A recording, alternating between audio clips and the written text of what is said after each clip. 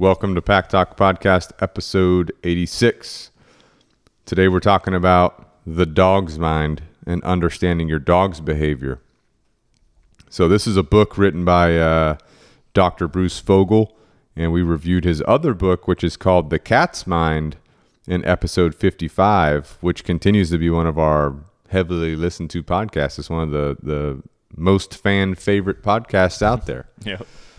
So I decided that today we're going to just review a lot of my notes that I have in his book, The Dog's Mind. And in the past, we have reviewed certain chapters of this book in some of our podcasts that we did when we first came out with the podcast. So you can go back, listen to some of the original episodes. We'll be talking about this book in some of those episodes. But I think that now is a good time to review all the important information in the book all together, kind of like what we did in episode 55 with The Cat's Mind.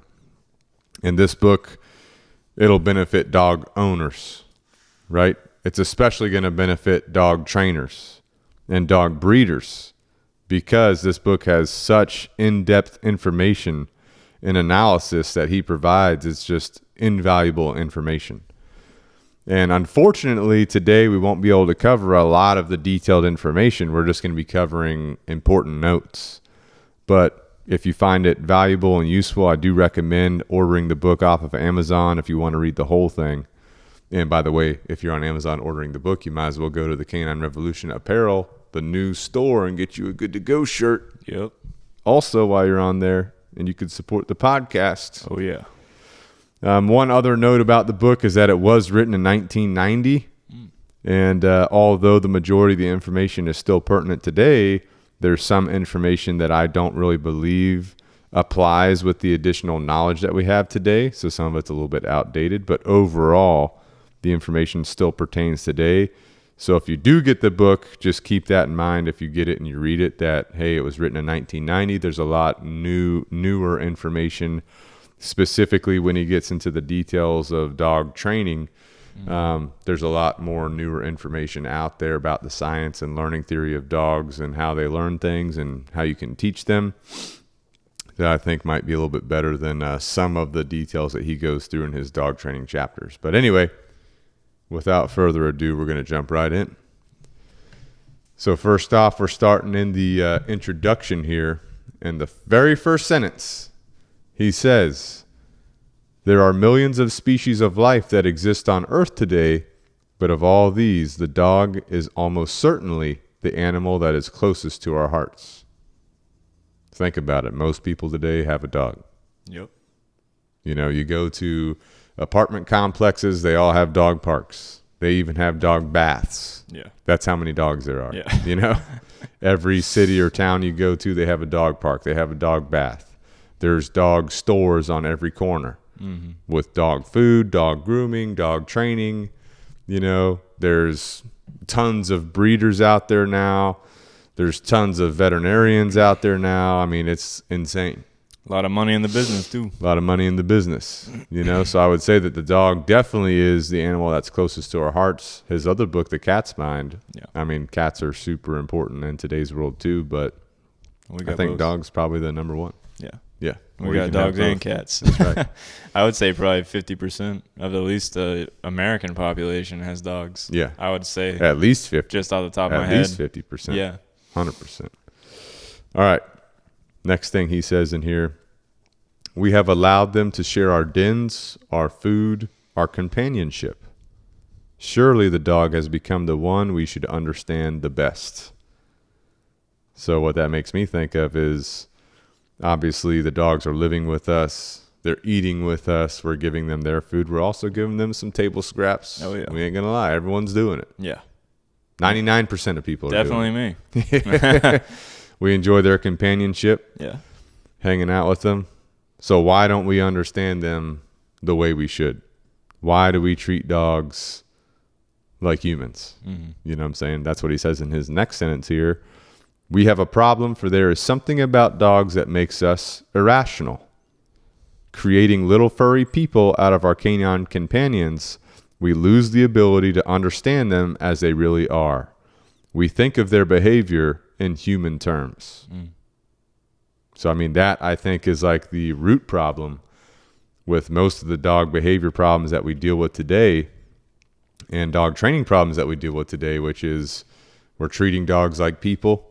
We don't really understand dogs as they should be understood, which is dogs being dogs. Right. You know what I'm saying? Humanizing. We're overly humanizing them. Right. You know, and we have a tendency to do that with a lot of animals. Right. You know what I'm saying? Yeah. But dogs, because they live with us, because they're, you know, always with us, they're part of our families for 99% of people. Mm-hmm.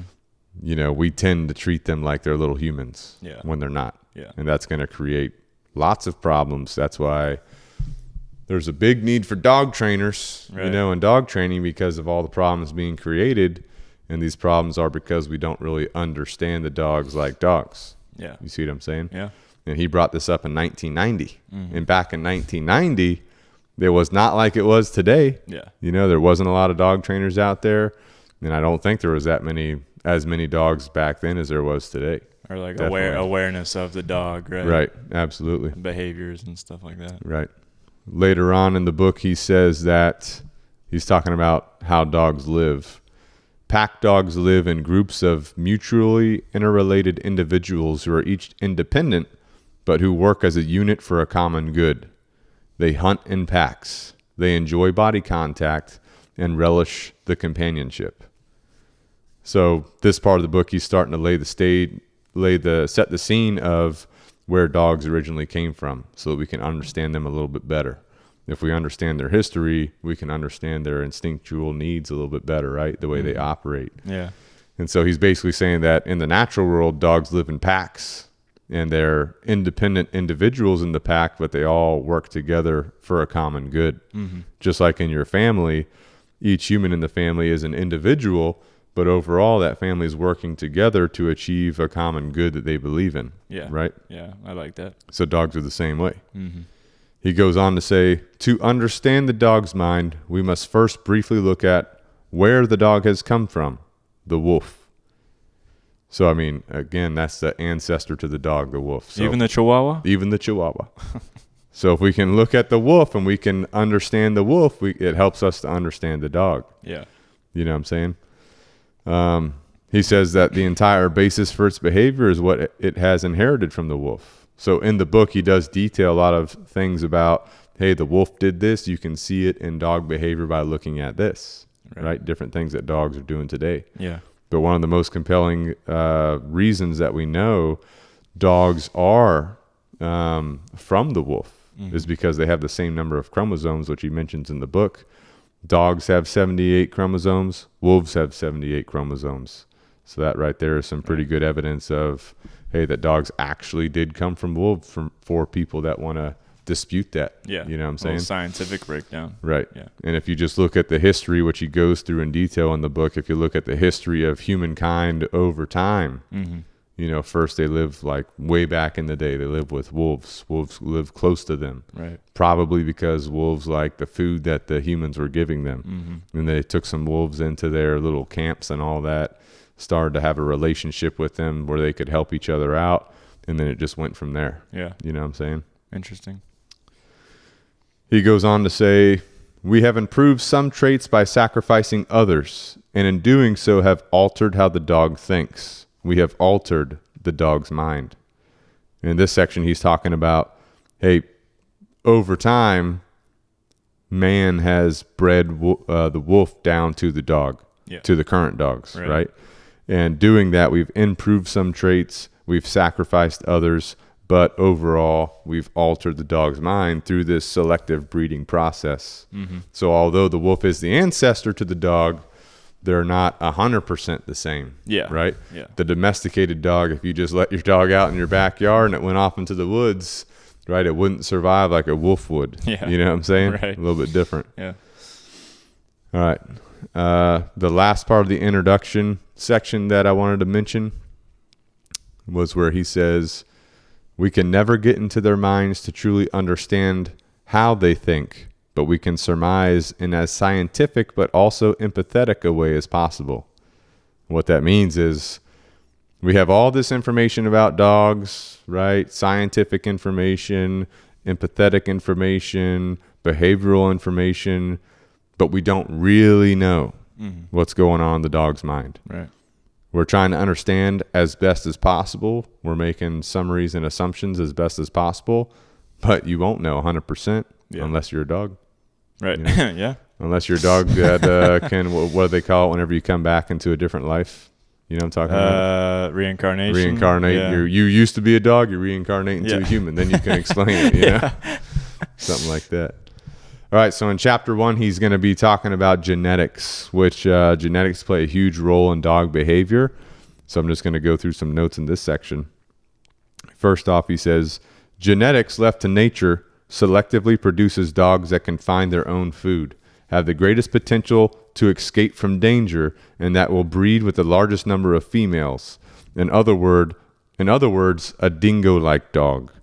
Our influence on genetic selection has been to produce dogs that are more manageable, more docile, easier to handle, more fertile, and that have a reduced fight or flight response. So like if we were to leave a dog to their own wild ways, they become like a dingo type dog, right? Focused on survival, focused on breeding so they can continue their bloodlines. But through our genetic selection, as we breed them, right, for certain traits, we want them to be easier to handle. We want them to be nicer to people, right? We want them to be able to have more babies because guess what? A lot of people are trying to breed their dogs that make money or whatever, you know?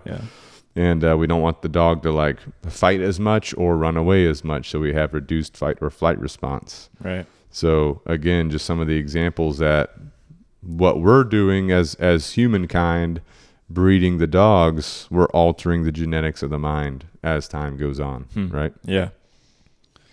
Continuing on, he says, well, first of all, the next note I'm going to read about, before this note, he's talking about, hey, in a litter, there can be different types of dog personalities, right? And so he's trying to solve the problem. How can a litter of like 8 puppies, how can they all be so different? And so he writes in here, how then does each new pup differ from the others? If the replication system is so superb, how can one dog's mind differ from another? The answer is in the germ cells, the egg and the sperm. It is the intermingling and coupling of gene sites from both parents, gene sites with the same addresses but different contents, that allows for the emergence of different behavioral patterns in pups. And I remember when I first read this book, probably in 2016, 2017, it's when I was dealing with my own dog's issues. And I was trying to figure out, why did this even happen? Because he came from a litter. I don't remember how many puppies were in the litter, but you know, his brother, for example, like my dog Bane, you know, he was showing aggressive type behaviors towards people. But his brother could have been a therapy dog. He was so friendly with people. So I was trying to figure out, how is this even possible? You know, is the breeder a good breeder or not a good breeder for allowing this to happen in the bloodline? But there's so many different things that can happen when genetics are at play that it's super hard to predict these things. You know? And through further research, I mean, if you had a great grandfather in that bloodline that had some tendencies like my dog did, then it can show up like generations later. The genetics, the way they work out. That's crazy. So anyway, he's got a whole chapter in here dedicated to the genetics of the mind, but just know that there can be differences between puppies and dogs in the same litter. And it's due to the gene sites, the genetics, all the sciencey stuff. You know, if you're into that kind of stuff, you can read more about that in more detail. That's crazy. How it works down generations. You know, absolutely. The genes. All right, continuing on in the same chapter, the genetics of the mind. Another section I highlighted here was, theoretically, undesirable behaviors in dogs can be altered or avoided by careful attention to genetic influence. But, in fact, we still breed primarily for morphology and awfully simply for curiosity. By doing so, we retain within the genetic repertoire of the dog a genetic pool of what can only be described as harmful recessive genes. Genes that might, on one hand, create the morphology we desire, but that on the other hand might be linked with a deterioration in maternal care or a carelessness in hygiene or an increased tendency to snap at children. So what he's saying here is, because a lot of times we're breeding dogs for the way they look, right, aesthetic type things, we're going to retain a lot of problem genes. Because over time, you can technically breed certain things out of a bloodline. But because we're so focused as mankind, as a society, on the way the dog looks, we're retaining a lot of harmful genes. And this brings up another good point, is the damage that these backyard breeders or the not legit breeders, the damages that they're doing. Yeah. You know what I'm saying? There's so many people out there that are just breeding dogs to make money, or breeding dogs because they think that, they like the dog or whatever, they like this breed or whatever, they're doing a favor for whoever. They want their dog to have babies or whatever. They don't understand though what potentially they're doing, and they don't really care. Or maybe the dogs they have that they are breeding, to have the puppies have these issues that maybe they don't even realize they're issues. Right. That's what I'm saying. They're just, They don't even care. They don't know. They don't care. And then you pass it on to another Pass person. it on. Yeah. And what happens is, somewhere along the line, these dogs are causing problems for people. People are giving the dogs to rescues, shelters, and then it just creates a never-ending problem of there's more dogs, there's too many dogs than people need or people want, And then let's say more people want a dog. You got the adopt, don't shop train. More of these new people want dog. They want a certain breed. They go out to a breeder, so they're not going to the shelter. So then the shelter dogs are still there. There's more dogs coming into the shelter. So it's like a never-ending cycle. Yeah, it's a tough problem. Definitely hard to know what to do in that situation. But we're not here to talk about that. We're here to talk about the dog's mind. Right. So the next chapter is called The Brain, and several of the first chapters that he goes through, it goes into the detailed scientific explanation of what's going on in the dog's body, scientifically, the anatomy of the dog, how things are working. So I'm not going to go into too much detail on that, but I do have some notes here in his chapter called The Brain, where he says, if we are to learn anything about the dog's mind by studying the dog's brain, it is this: if a young dog is super stimulated, if it hears loud noises, sees flashing lights, has to balance itself on an inclined plane for a few minutes each day when he is very young, he will grow up to have a larger brain with more cells, bigger cells, and more interconnections between them. It isn't just a matter of genetics, of instinct, of set patterns functioning. If a dog is deprived of stimulation, he will have a smaller brain. We can influence the development of the dog's brain. We can influence his mind by providing him with the best environment possible when he is a newborn pup. So to me, when I read this, in this book right here, as we'll get into, tons of information about puppies. How to develop a puppy, how to raise a puppy. You know what I'm saying? Right. But right here, super critical. If you can stimulate your puppy, its brain will develop differently. Its brain will be larger, have more neural pathways, more interconnections between it, and that makes your dog more prepared when it's older for different things that are going on. Right? If you have a puppy and you expose it to loud noises, flashing lights, having to balance itself on things, having to go up and down stairs versus carrying it up and down stairs, for example. Right. You see what I'm saying? Yeah. These types of things help the dog develop on a whole nother level. And when they're older, right, they won't be scared of that trash truck. They won't be scared of that thunderstorm. They won't be scared of different things. Right. You see what I'm saying? They'll be more capable because their brain's bigger. They can handle more. There's more neural pathway connection. If you have a dog where it's basically just in your house all the time, you're carrying it around, because it's a cute little puppy, all that kind of stuff, its brain's going to be smaller. It's not going to be able to handle the stresses of life, and it has more potential to have serious behavioral problems as it continues to grow. So early exposure to your dog right is going to in the long term help them grow to be a healthy dog with healthy habits and healthy traits. Right. Which we'll get into later. We'll deep dive. He's got a whole section on puppies and what to do with them. And I've kind of taken that information into my own account as I've created ways to help puppies be the best they can be starting out as soon as you get them. Yeah. Or if you're a breeder. I mean, this information is super important because as a breeder, you should have those puppies until they're about 8 weeks old before they go home to their, people that are getting them. Yeah.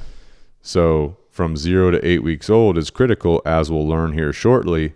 There's a lot of stuff you need to do. And so if you're a breeder, you need to make sure you're incorporating this stuff into your system with your puppies to make them the best they can be for life.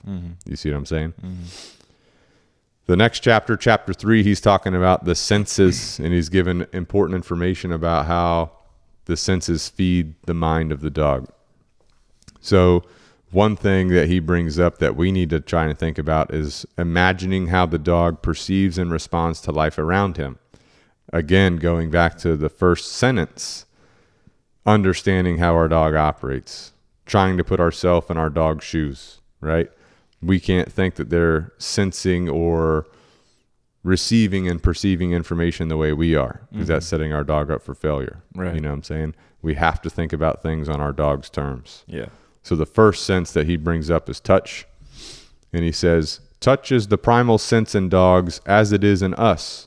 It is more important than any other sense for the development of the normal adult, and dogs that are deprived of touch will grow to become subordinate, fearful, and withdrawn.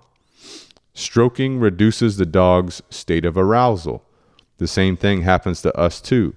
Stroke a dog to which you have formed an attachment with, and your state of arousal will also diminish. So talking about stress, if you're stressed or excitable, petting, stroking, those types of things, those are going to diminish that arousal, that excitability, that stress. And I mean, doctors are even talking about this today, how it can help you reduce your stress overall, which is going to help you have a better lifespan, health span, because stress is one of the main things that puts our body into a bad state as far as longevity goes in long life, which we'll talk about in a future podcast coming up. But anyway, touch is being a primal sense in dogs. Dogs enjoy touch. Remember, they're pack animals. Yeah. So they like social contact, and touch is one of those ways that we're going to contact with each other. So stroking a dog, like if it's excited about something, maybe is this the context of like someone comes over, or maybe it sees a squirrel or something, right? Yeah. High arousal. And stroking the dog, petting it, giving it that touch. I mean, you have to take every situation into account. Right. Like if your dog's wanting to chase a squirrel and you're petting it, you're probably amping it up, increasing its likelihood of going after a squirrel. You know what I'm saying? Right. But, if you're sitting on the couch, you're hanging out with your dog, maybe you're stressed out, you're petting your dog, that can help you reduce stress. Yeah, right. Calms you down. Right. Okay, I see. Yeah. So every situation is different. Right. So that brings up a good point. Don't just take that and say, I should pet my dog at all times, which we'll talk about later in the book too. He says, hey, do not pet your dog in these situations because you're actually going against yourself. You know what I'm saying? But touch in the primal sense. It's going to be good for you. It's going to be good for your dog. Right. Especially if it's like your dog. Yeah. You know what I'm saying? Yeah, for sure. All right. He talks about taste. He says that taste and touch are the only senses that are functioning at birth. So the other senses are not online yet, but taste and touch are. He said that it's estimated that at any given time, approximately 30% of the dog population is overweight. Oh. Which he brings us up a couple different times in the book, but he brought it up during this chapter first. And we'll talk about reasons why later. But again, things that taste good to dogs, they might be eating a lot of it. We just keep feeding them. Yeah. They get fat. Not good, right? Yeah. He says that increased palatability increases eating, so does social competition. So palatability is basically how easy it is to eat a food. So like a human version would be like a French fry. I mean, pretty easy. They're easy to eat. They're good. Real easy. Oh, yeah. You know what else is easy to eat? Cookies, ice cream. Milkshake. Milkshake. Really easy. Compatibility, things that you can eat very fast. Yeah. That tastes good. That's not going to necessarily help you. Fast food. Yeah. You get that food fast rather than cooking a meal at home, Right. I mean, it's not going to help you maintain that ideal body weight. Yeah. You know what I'm saying? He did talk about how smell, not taste, was the important factor in establishing a preference for one meat over another. So he talked about some studies where there are some researchers that were trying to figure out about dogs choosing their food. And smell was the number one reason why dogs were choosing food over other food. So, I mean, that could be useful to someone that's having an issue finding what kind of food their dog likes, what kind of kibble. That smell is going to be what immediately triggers the dog to eat first for most dogs. We've all seen those dogs that are just whatever. They're just going for whatever, you know what I'm saying? I got one.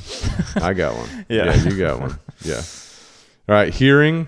He says that dogs can actually hear sounds from 4 times the distance we can, but they still hear the sounds in a broadly similar fashion.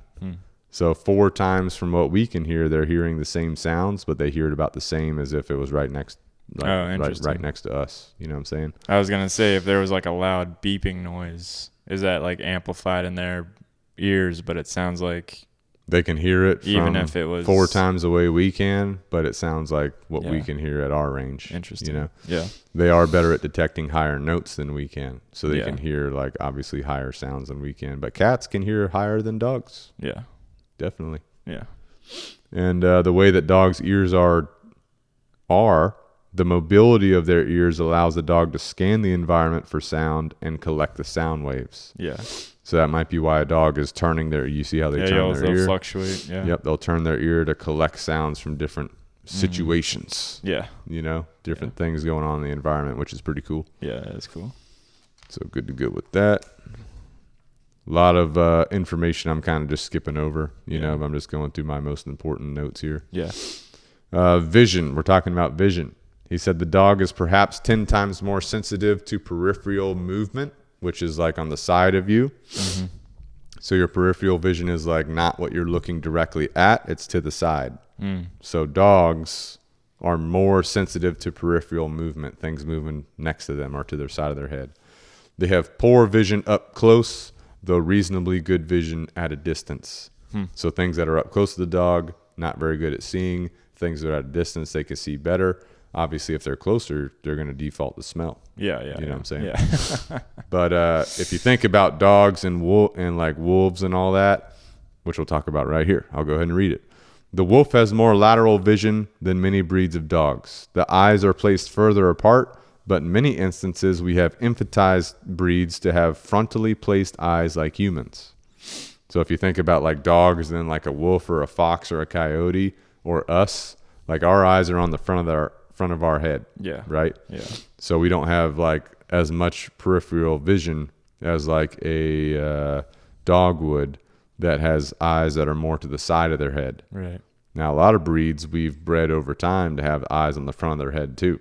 So they're going to have less peripheral. Yeah. But like a wolf or a fox or a coyote, their eyes are more placed to the side. So they have better peripheral vision, which gives them better visual all around them. Yeah. You see what I'm saying? Better sense of their environment. Definitely something to take into consideration. Yeah. Which can also play into the dogs not having good vision up close because their eyes are kind of offset so they can see better out of the sides of their head, but not that much right in front of them. Yeah, it makes sense if there's like something on the ground, like a piece of food. Right. And maybe you're trying to point your dog to it and they're not figuring it out, and then you just start seeing the nose go to work, start sniffing, the nose will lead them right to that treat, or whatever's on the ground in front of them. Definitely. He says dogs are exquisitely acute to the most imperceptible changes to their environment.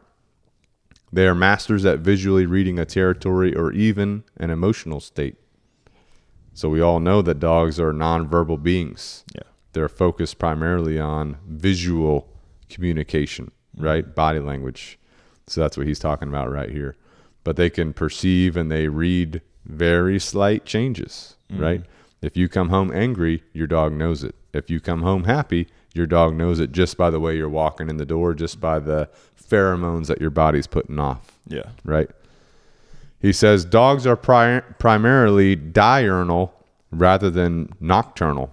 which means their eyes are equipped to work best in twilight, not in complete darkness. Interesting. Like a lot of people think. Yeah. A lot of people think that dogs can see good in pure darkness, which they can see better than we can. Yeah. But their most ideal time frame to see things is at twilight, when the sun is just going down, when the sun's just coming up. Interesting. Very interesting. Huh? Yeah. Ideal hunting times, I'm sure. Is that how the wolf is as well? Oh, yeah. Yeah. Oh, yeah. Which foxes are too, but also foxes can see pretty good at nighttime. Yeah.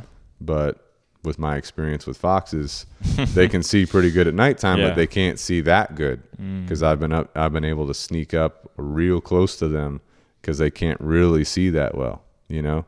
That's interesting. At twilight and at like sunrise, they can see a lot better. Yeah, because like I don't know about coyotes hunt at like they'll hunt almost at at nighttime, right? right? Hunt at nighttime dusk too. and nighttime. Yeah. All right. Then he talks about scent. He says the average dog has such acutely sensitive scenting ability that it can detect and identify smells that are so dilute that even the most sensitive of scientific instruments cannot measure them. So dogs can detect things that scientific instruments cannot. Dang. And again, this was back in 1990, so I don't know what the technology changes have been, but we're still using dogs to detect bombs, detect drugs. Mm-hmm. So they definitely are still, you know, good at that. Yeah. Scent is undoubtedly the most important of the dog's practical senses, but also the most difficult for us to comprehend. We really, we can't comprehend. I mean, clue. It's just so insane. Yeah.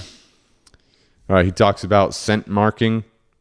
You know, when your dog's like walking on the streets, peeing on everything, dog urine scent marking. He calls them scent telephones because there's so much information being provided through the scent marks. You know, the dog goes up, they smell the pee that someone else peed. There's a lot of information they're gathering, right? Or they'll mark it for the next dog to find. Right. Like with Then they'll my mark it dog, again. Jojo, she'll pee and then she'll, kick all up in that area to get those scents nice and smelly for the next dog to come by. You know? Which he'll detail more in a minute. Yeah. But yeah, definitely your dog will smell, pee on it to give their information. Yeah. You know? Yeah. That kind of thing. Still talking about scent. He said the best condition for a dog to follow a trail is when the ground temperature is a little higher than the air temperature. So this could be important for people doing police canine dogs or scent tracking or search and rescue. When you're training these types of dogs, it's good to know that it's better for a dog to follow a trail when the ground temperature is higher than the air temperature.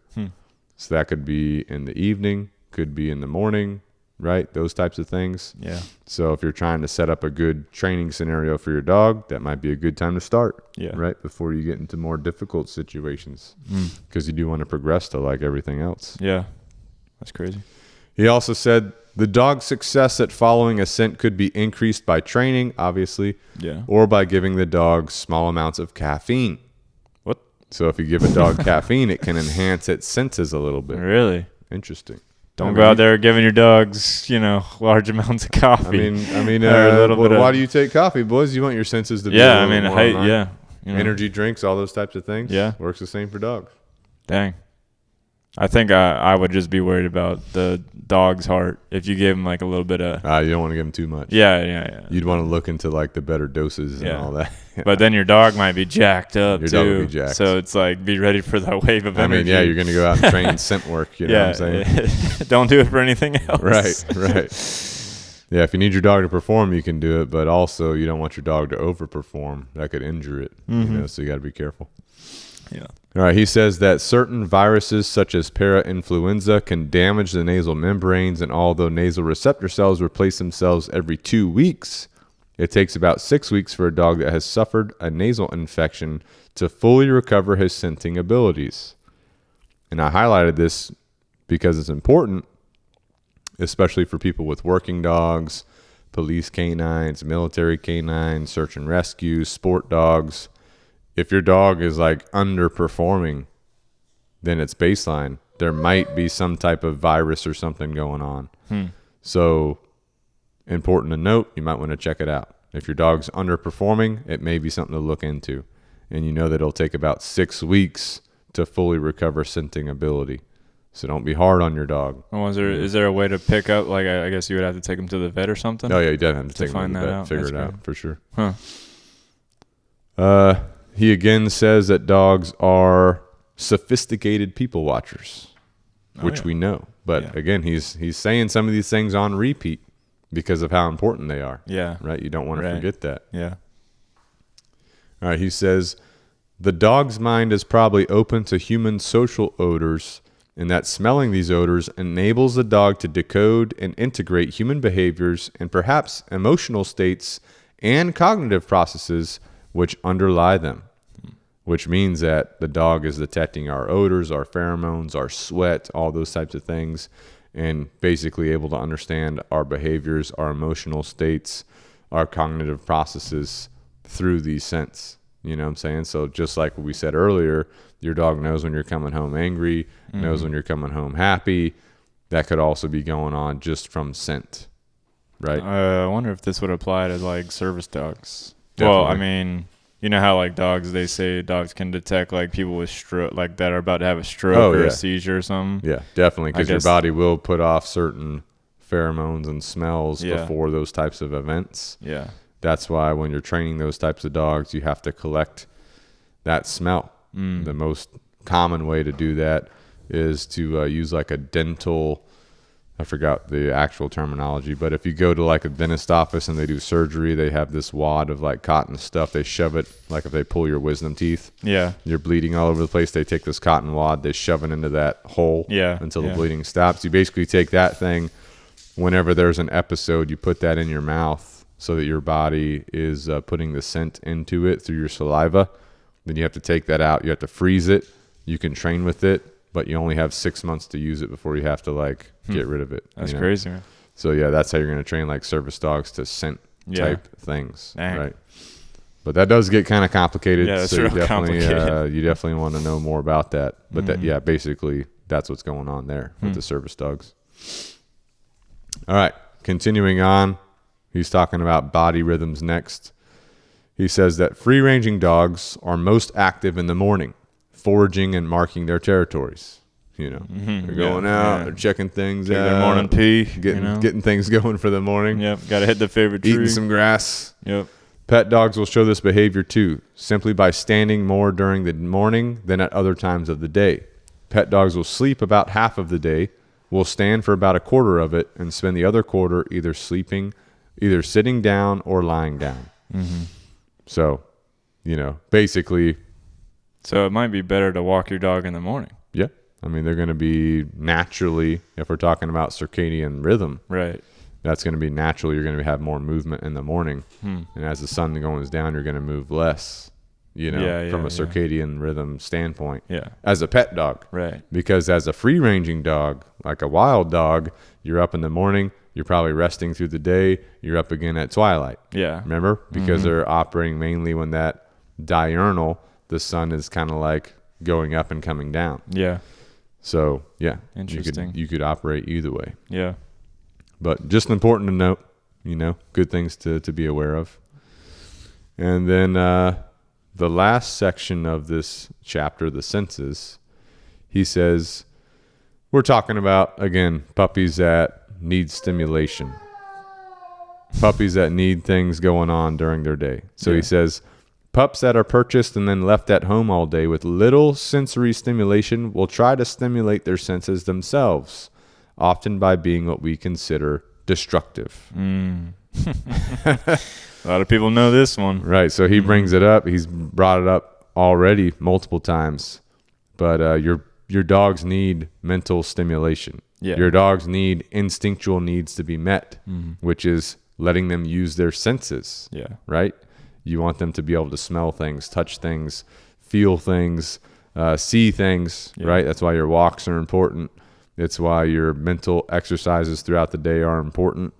You know, like those, we put up a video on YouTube of using your dog's nose with a basic food drill. Yeah. You know, toss the food off into the grass, turn your dog around, have them go find it. That's stimulating their sense, Yeah. right? The scenting sense. Making the brain work. Right, exactly. So all important things to note. And it's good for them because they get a treat out of it. Definitely you know? like so, it. Oh, yeah. Then you have to modify their diet. Too many treats and normal food. You get that overweight dog. Not good to go. You got to find the balance for sure. That's right.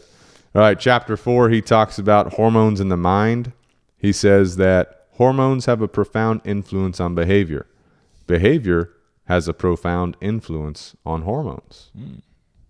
So it's a back and forth process here. Take, for example, the situation of the dominant male dog, the leader of the pack. With pet dogs, the pack, regrettably, is often the human household in which he lives. Regrettably. That's what he says. Interesting. A dog is not born with a genetic blueprint to have a high testosterone level. Rather, it is the circumstances of his existence. The dog that copes best with stress is the dog that becomes a natural leader. And the natural leader is then entitled to increase his testosterone level to help him maintain his position of authority. Technically, the phenomenon is called biofeedback. Technically. Right. Biofeedback. Technically. So this happens with humans too. Yeah. He says, as I have mentioned earlier, pups that are routinely exposed to sensory stimulation when they are young, that are exposed to noises, flashing lights, balance tests, they grow up to be bigger animals with bigger brains and cope better when placed in new or unexpected situations.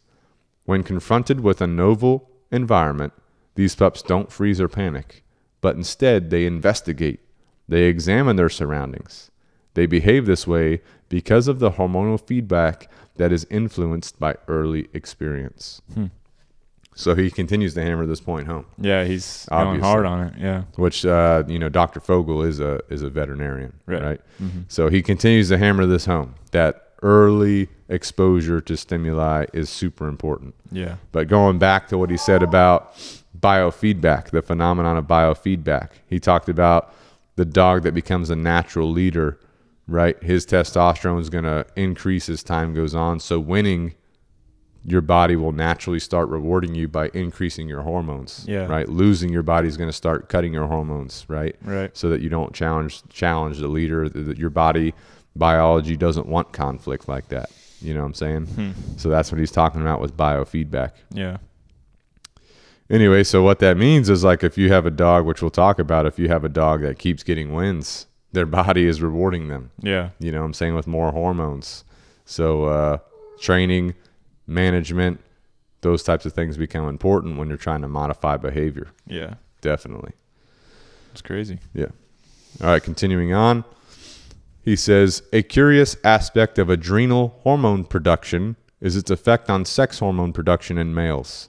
Studies have been carried out showing that tennis players, after winning a match, have an increase in testosterone levels, while players who have lost a match have a decreased testosterone level. The same phenomenon occurs in monkeys and politicians and seems to be adaptive. Yeah. This guy's getting a little political. Yeah. In 1990. Cracking a joke on everyone. If you're the winner, testosterone helps you to maintain your dominant position. If you're the loser, reduced testosterone levels inhibit a potentially losing challenge. This biofeedback mechanism is one of the reasons why it can be difficult to dislodge a dominant dog by being pleasant to him. The stress of defeat is often necessary to prepare him for his come down. I mean, it's a lot to unpack, but I feel like that's just, first of all, that's just humans.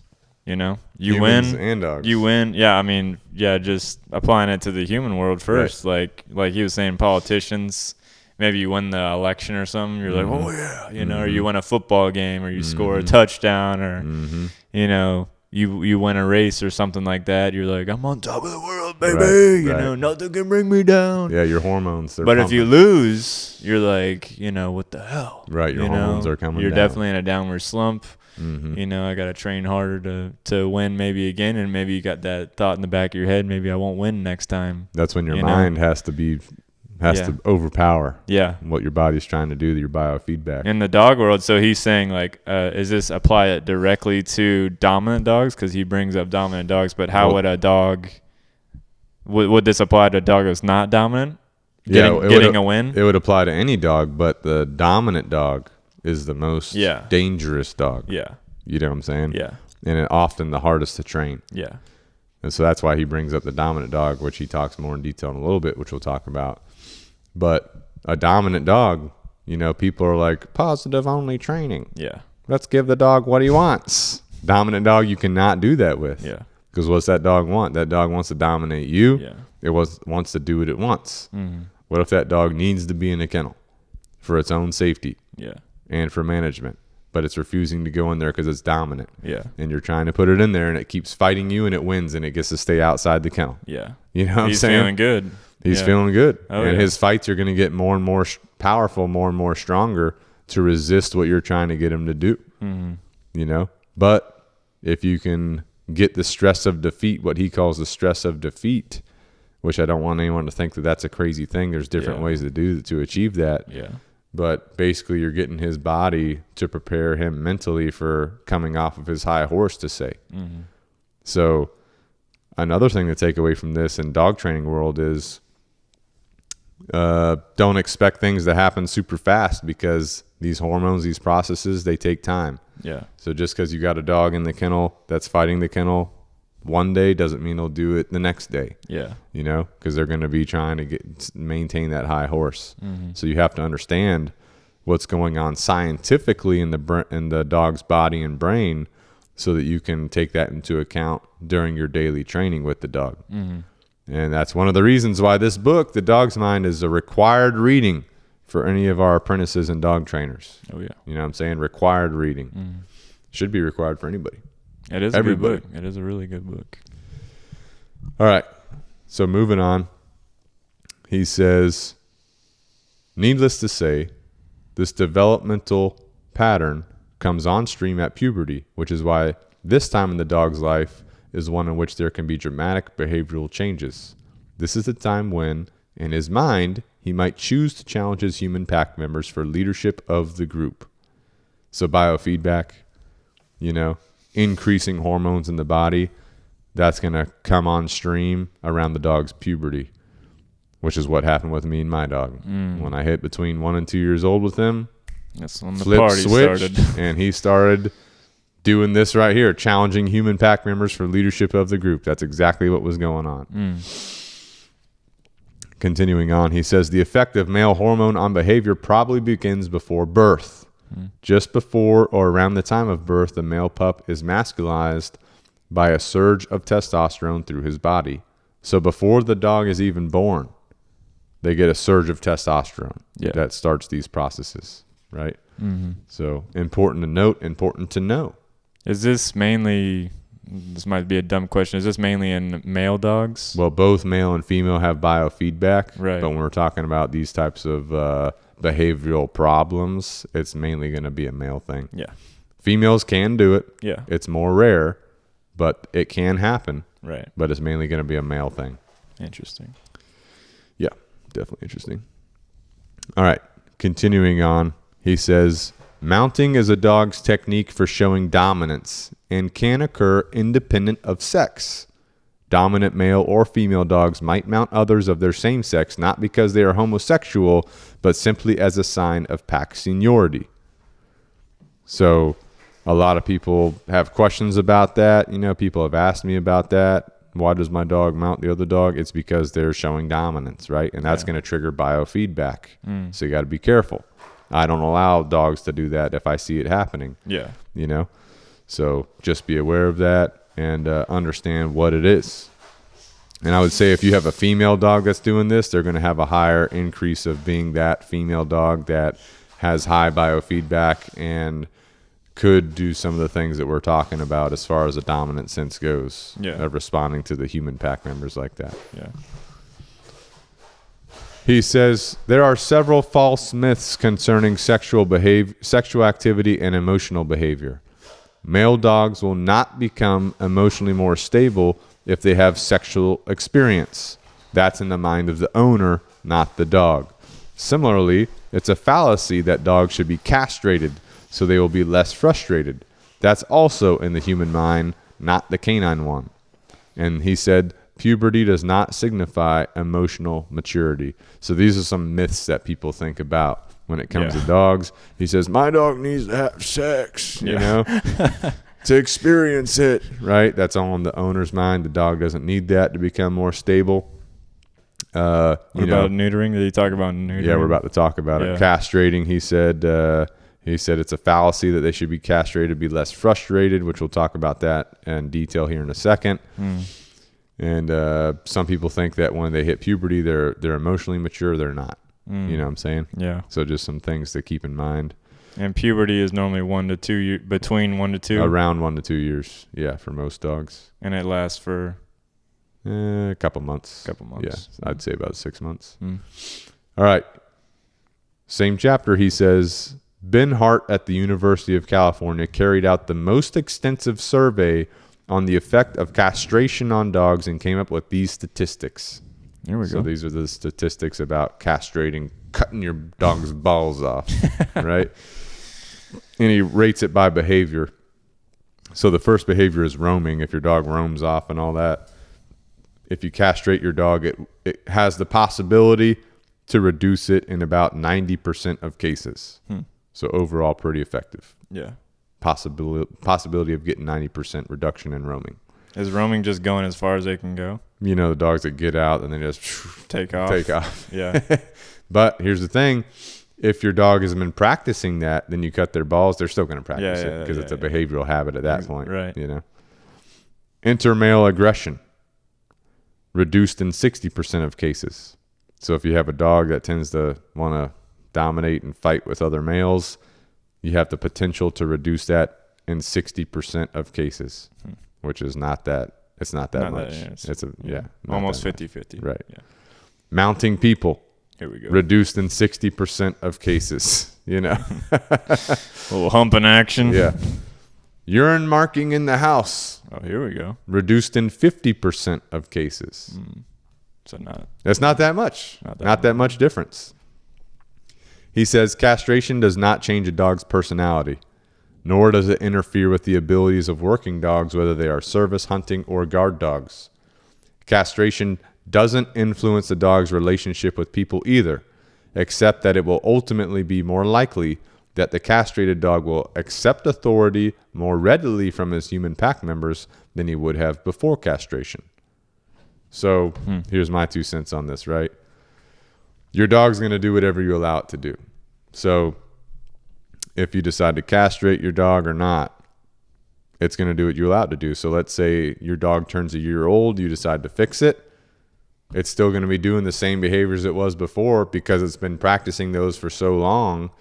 Now they're a behavioral habit. It's just going to be going on, right? Same thing's going to be going on. So my personal opinion, based on conversations I've had with veterinarians, is to not fix your dog before they're 3 years old if you're going to fix them.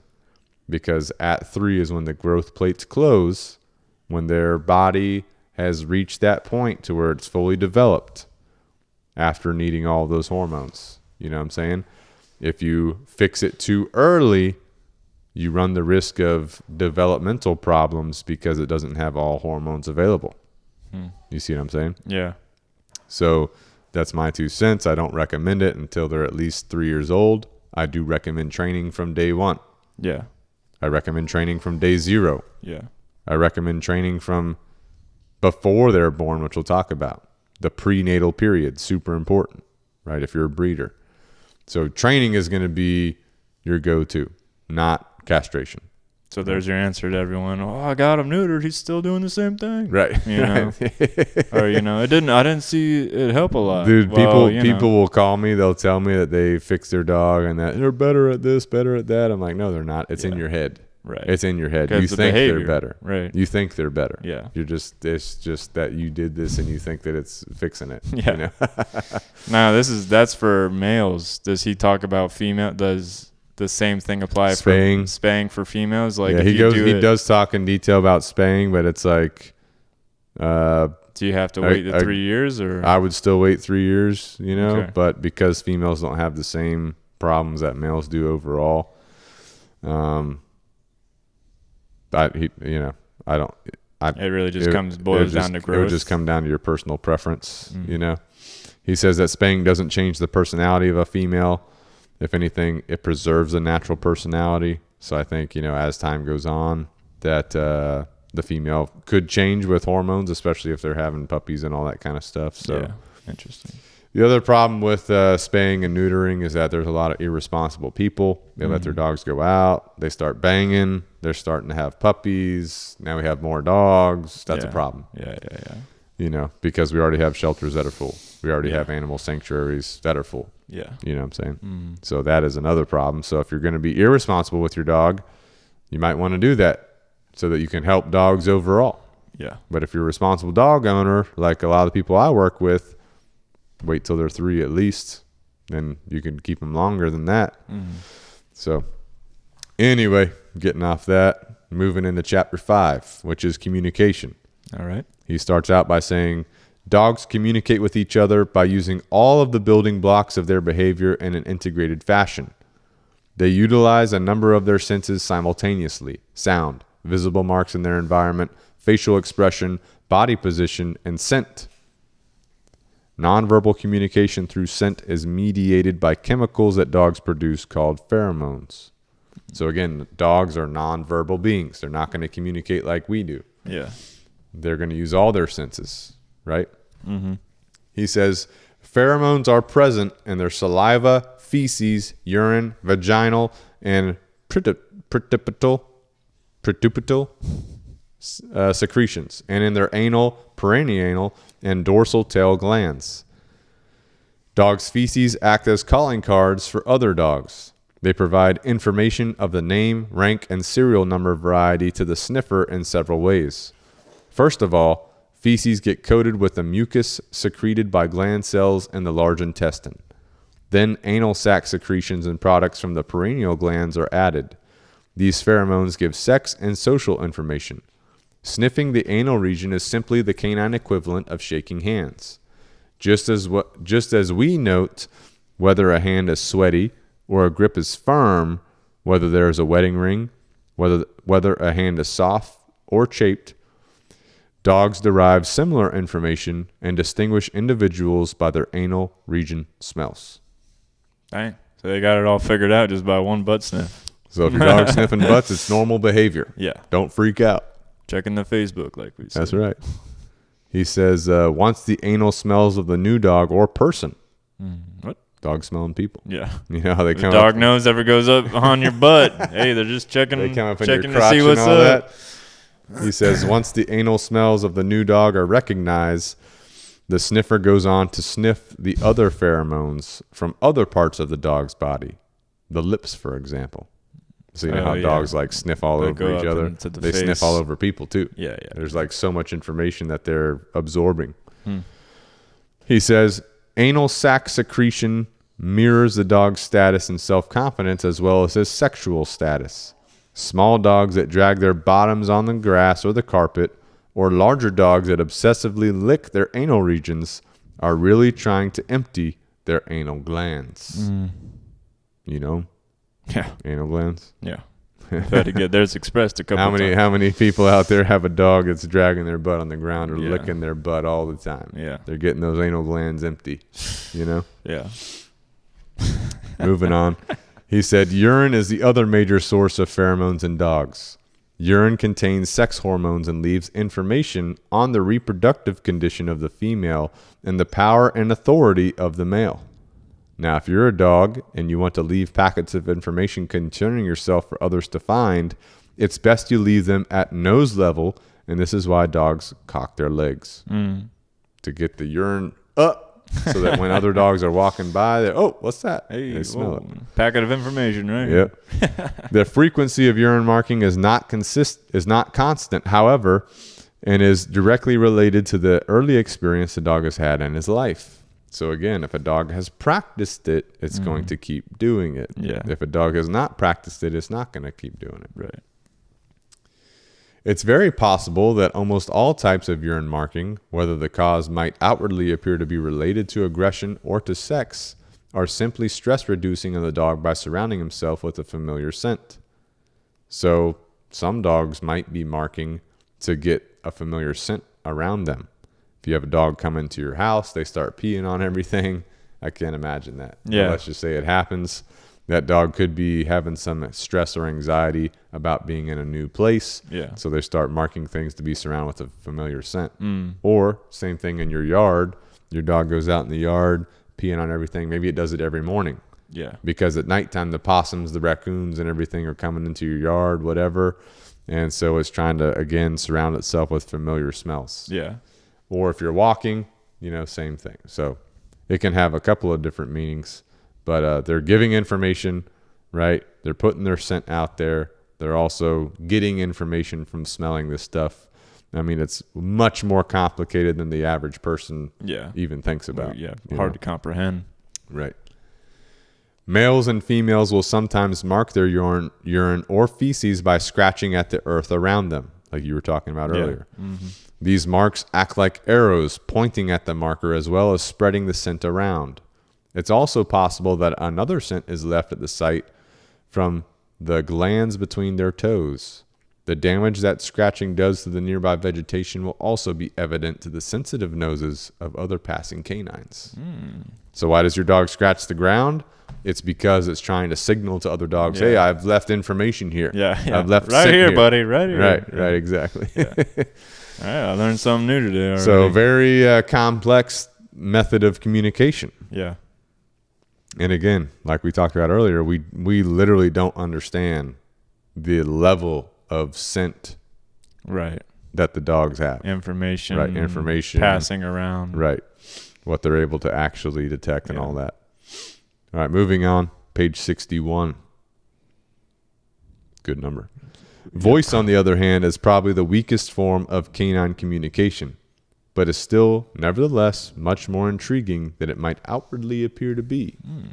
So dogs do make noises. Yeah. If you're listening, you've probably heard some noises in the background from Ben's dog. Jojo. Old Jojo. She's a talker. So although it's not their primary method of communication, it's their weakest form of communication, it still has more than we think involved in it. He says, as with scent, sounds can communicate individual, physiological, and sexual information. Sophisticated analysis of wolf howls show that each howl is unique as a fingerprint, that they are complicated sounds that probably serve several functions. So every dog, got has their own different way noises, of speaking, right? Mm-hmm. Two dogs bark. Each bark is different. Each bark is like a fingerprint to that dog. Yeah. It's unique to that dog, just like our voices are for us. Yeah. He says, human intervention in dog breeding has accentuated all these forms of communication, but none more than the infantile sounds of dogs. You know what that is? Whining, barking, what do you call it? They don't open their mouth, but they're like making a noise, humming, murmuring, those types of things. Like that. Infantile sounds. By neotizing the dog, by perpetuating juvenile behavior into adulthood, we have increased the frequency of crying and whining, especially in certain breeds. What you will rarely ever see in an adult dog whining at another dog. What you will rarely ever see is an adult dog whining at another dog. They rarely whine at each other, but rather direct it at us. This is really a learned response. Pups very quickly register that juvenile whines and whimpers are marvelous ways of getting our attention. This means that this form of communication can be controlled and diminished as long as we don't reward it with either interest, affection, or food. Right. Ignore it. It might diminish, right? Your dog's a puppy. Excessive whining. It's at 8 weeks old. You're petting it all the time. It's making little noises. You show it affection. You show it interest. You give it food. You coddle it. You're creating a dog later in life that's going to make noises. Right. You know what I'm saying? You are accentuating infantile sounds of dogs. Yeah. So later in life, don't complain that your dog's whining or whatever. Yeah. And then the final method of communication for dogs that we haven't talked about is visual communication. And I will say that in this book, he has a lot of great sections with pictures. A lot of great My pictures favorite and part. sketches. Yeah. Yep. And he'll show different dog body language. So that's another good part about this book. But he said emotions can usually be identified from facial and body signals, but not always, which is important to note. Remember, dogs are nonverbal beings. Yeah. They're going to communicate through body language. You know what I'm saying? So there's things that we can pick up on dogs' body language where we can learn, hey, this most of the time means this, right? But when you've seen a lot of dogs, like I've seen so many dogs, I can a lot of times pick up, okay, it might be that, but it could also might be this, right, in terms of their behavior. Right. He says, when dogs watch us, they watch our eyes. They do so because eye contact is an important means of communicating authority. The dominant dog stares down less dominant ones, and the submissive dog avoids direct eye contact by averting his gaze and exposing the neck. Mm-hmm. Who has seen this? Yeah. Most people that have dogs. You see the dog staring down other ones. Oh, we got a video looking away. Yep, absolutely. JoJo in Georgia. Yep. Perfect example. He gives a list of some of the ways that dogs signal their feelings. First up is calm. Ears and tail relaxed. Mm-hmm. So ears relaxed to me is like a dog neutral ear position, what they would normally hold it at around the house. Right. Tail relaxed, it's going to be like hanging down in a comfortable position. Yeah. You see what I'm saying? Not curled, not held up straight, just hanging out. I call it neutral. Yeah. You know? Alert, ears are up, tail is up. Alert. Ears up and forward, right? Right. Well, that would be like a dominant. But like alert, you think like there's a noise outside. You hear your dog perk up. You know? A little perk up. Like they pull their tail up, they pull their head up, they got their ears up, they're looking around. Mm-hmm. Aggressive, hackles up. Hackles is the hair on the dog's back between the shoulder blades towards the butt, sometimes on the tail. Mm-hmm. Hackles up, tail up, rump up. Yep. That's the butt. Yep. Lips pulled back. Mm. Increased aggressive. Snarl with teeth exposed. Straight stance. You know how your dog gets stiff? Yeah. Frightened. Ears flattened back. Tail between legs. Mm-hmm. This is also the fear biter posture if you approach past his critical distance, which a fear biter is a dog that's so scared, you've got him cornered, or he feels like he's cornered, he's biting because of that. Fear. Crouched with tail between legs. So just think about a dog that's like backing up, that's getting closer to the ground, tail's curled up between his legs. Maybe he's looking at you, maybe not. Yeah. You know? Yeah. Abject submission. Lying down, hind leg lifted, urinates.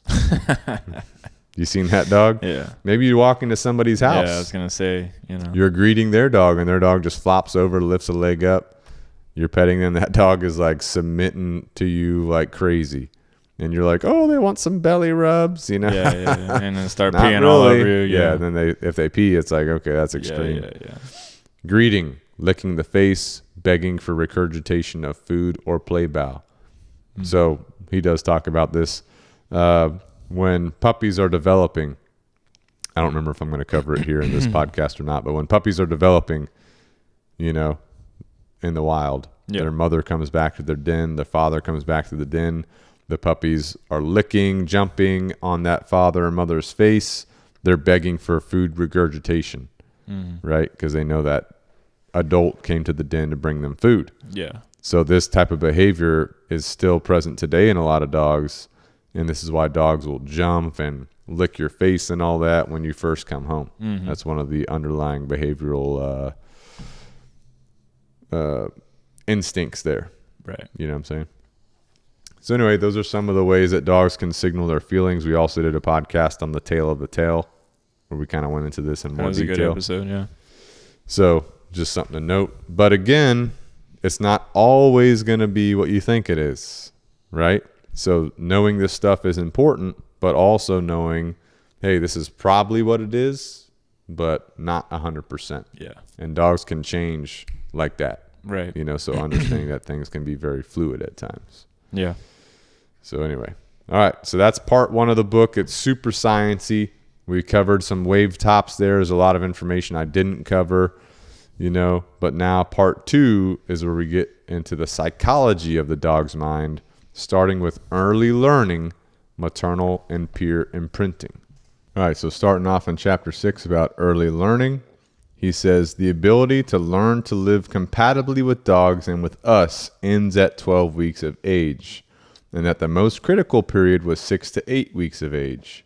So in this chapter, he's going to be talking about what to do with puppies, the importance of puppies from about 0 to 12 weeks old, which is important from people buying puppies. It's also important for breeders. Yeah. You know what I'm saying? Yeah. He says, pups raised in complete isolation to 7 weeks of age could still recover completely and become socially normal. So, I mean, this information right here also pertains to like the puppies that you get from the rescue, because they can find dogs on the side of the road. These puppies may have been isolated. You need to take action with them to get them over that isolation immediately, right? Yeah. So he says right here, they could be raised in complete isolation to 7 weeks of age and still recover, right? But if they're isolated to 12 weeks of age, it's going to be extremely difficult to get them to recover to being okay with people and dogs. He said he basically breaks down puppy development into 3 or 4 stages, periods. The first period is what he calls the neonatal period. This is from 0 to 2 weeks of age for puppies. The second stage is the transitional period, which is from 2 to 4 weeks of age for puppies. The third stage is the socialization period. Specifically to dogs is going to be 4 to 6 weeks of age, and specifically to humans is going to be 4 to 12 weeks of age. So keep these periods in your brain, write them down, especially if you're a breeder.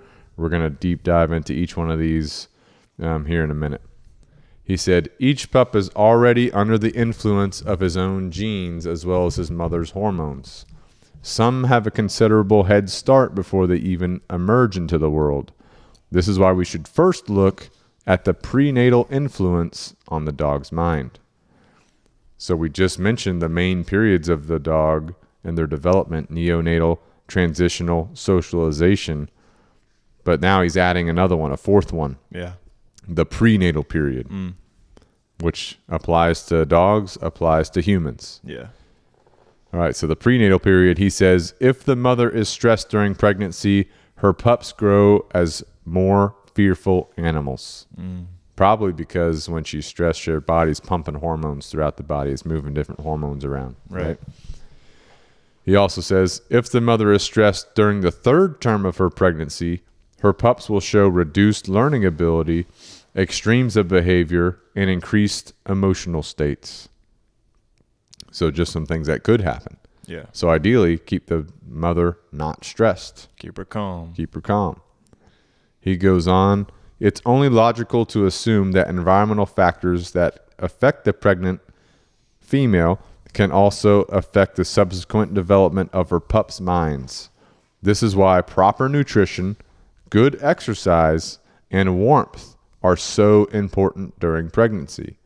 This is also why it's important to avoid unnecessary x-rays, unnecessary drugs, unnecessary chemicals, and to prevent parasites and disease.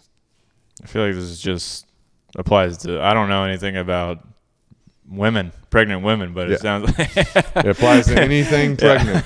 Applies to anything pregnant, I would say, you know? If you're pregnant, listen up. Right, exactly. So prenatal, you know, a lot of people don't think about that. So if you're interviewing breeders, if you're someone that's looking for a puppy and you're interviewing breeders, ask them what's going on with the mother during the pregnancy. What is she doing? What are they feeding her? All those types of things. Are they still giving her exercise? You know?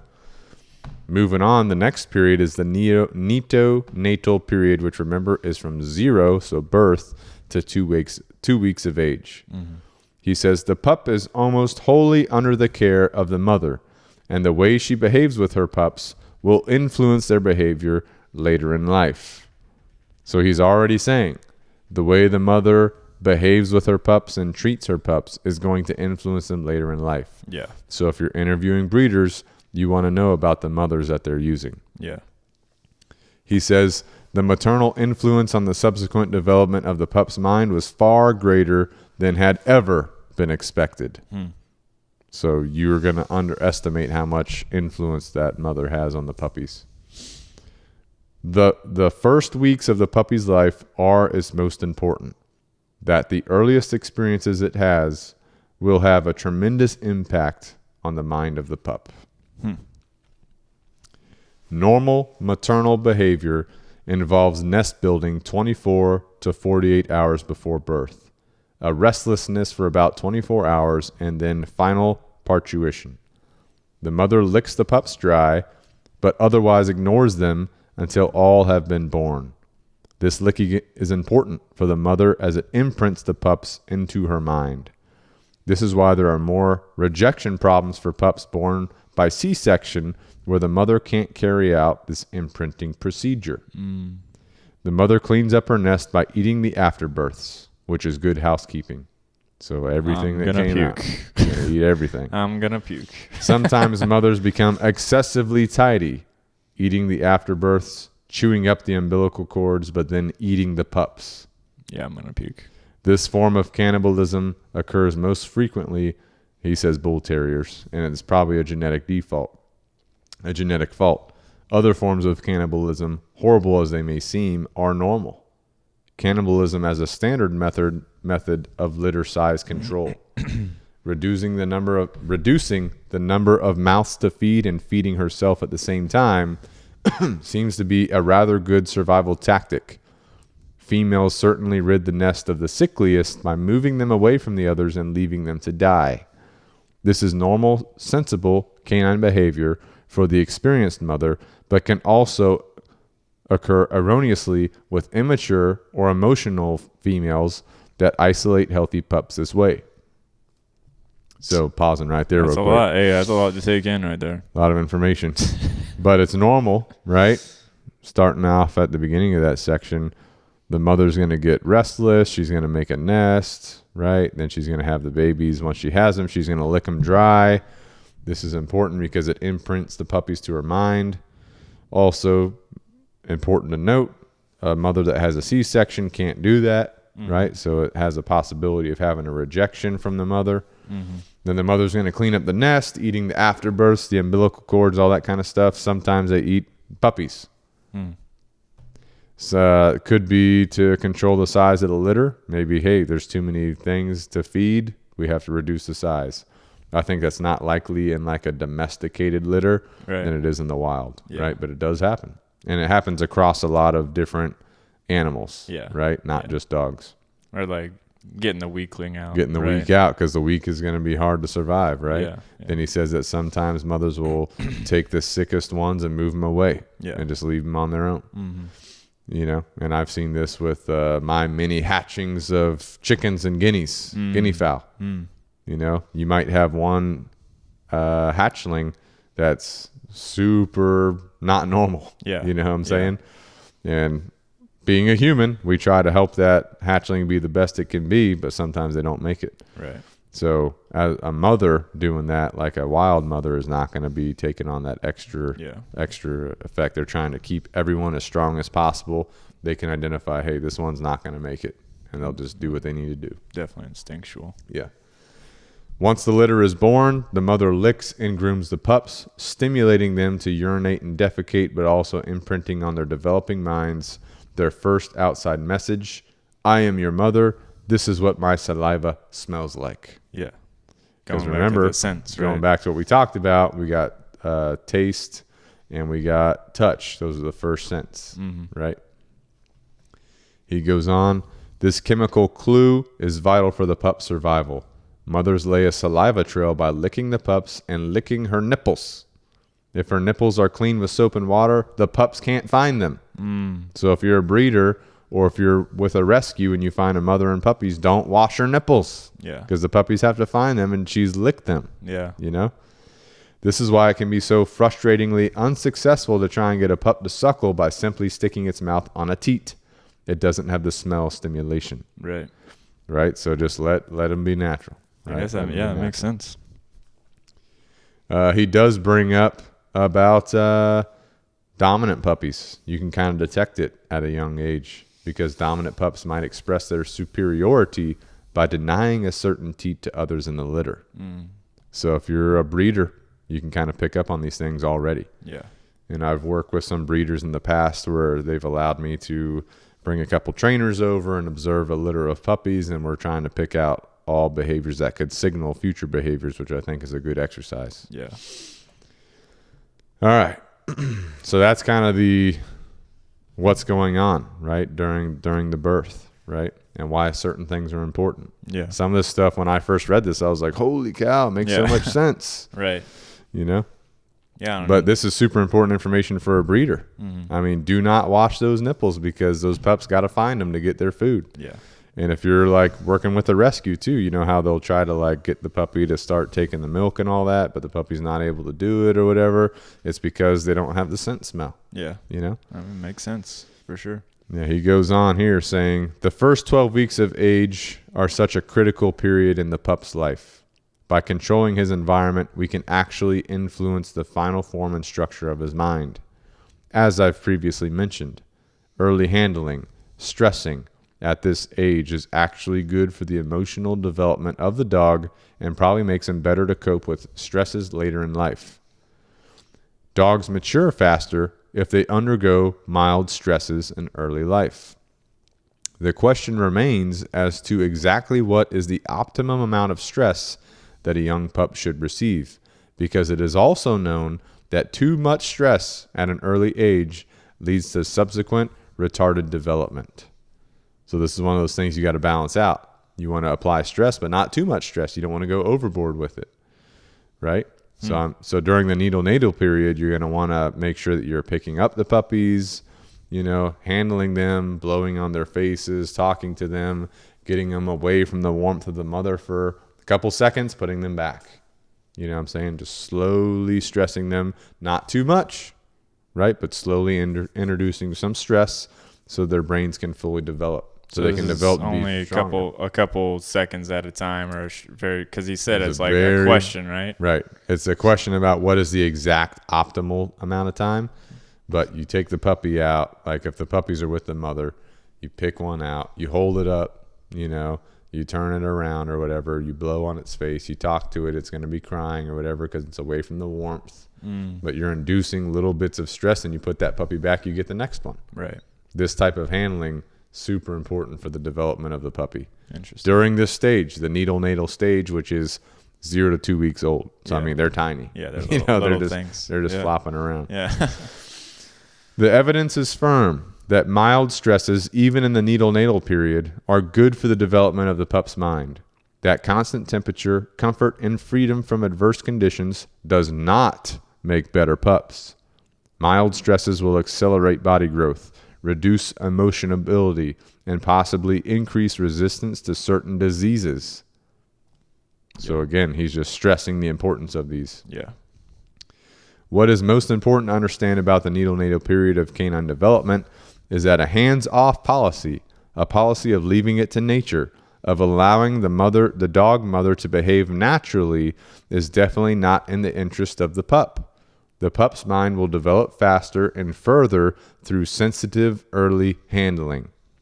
We can help by providing a good environment, but more than anything else, the pup needs the right mother. During the neonatal period, the mother is the overwhelming influence on the pup's development. During the neonatal period, virtually all social interaction is with the mother. The other littermates and we are of a little importance. So he's starting to shift the focus onto the development of the puppy. Right. We talked about the stresses that the puppy needs. They need handling.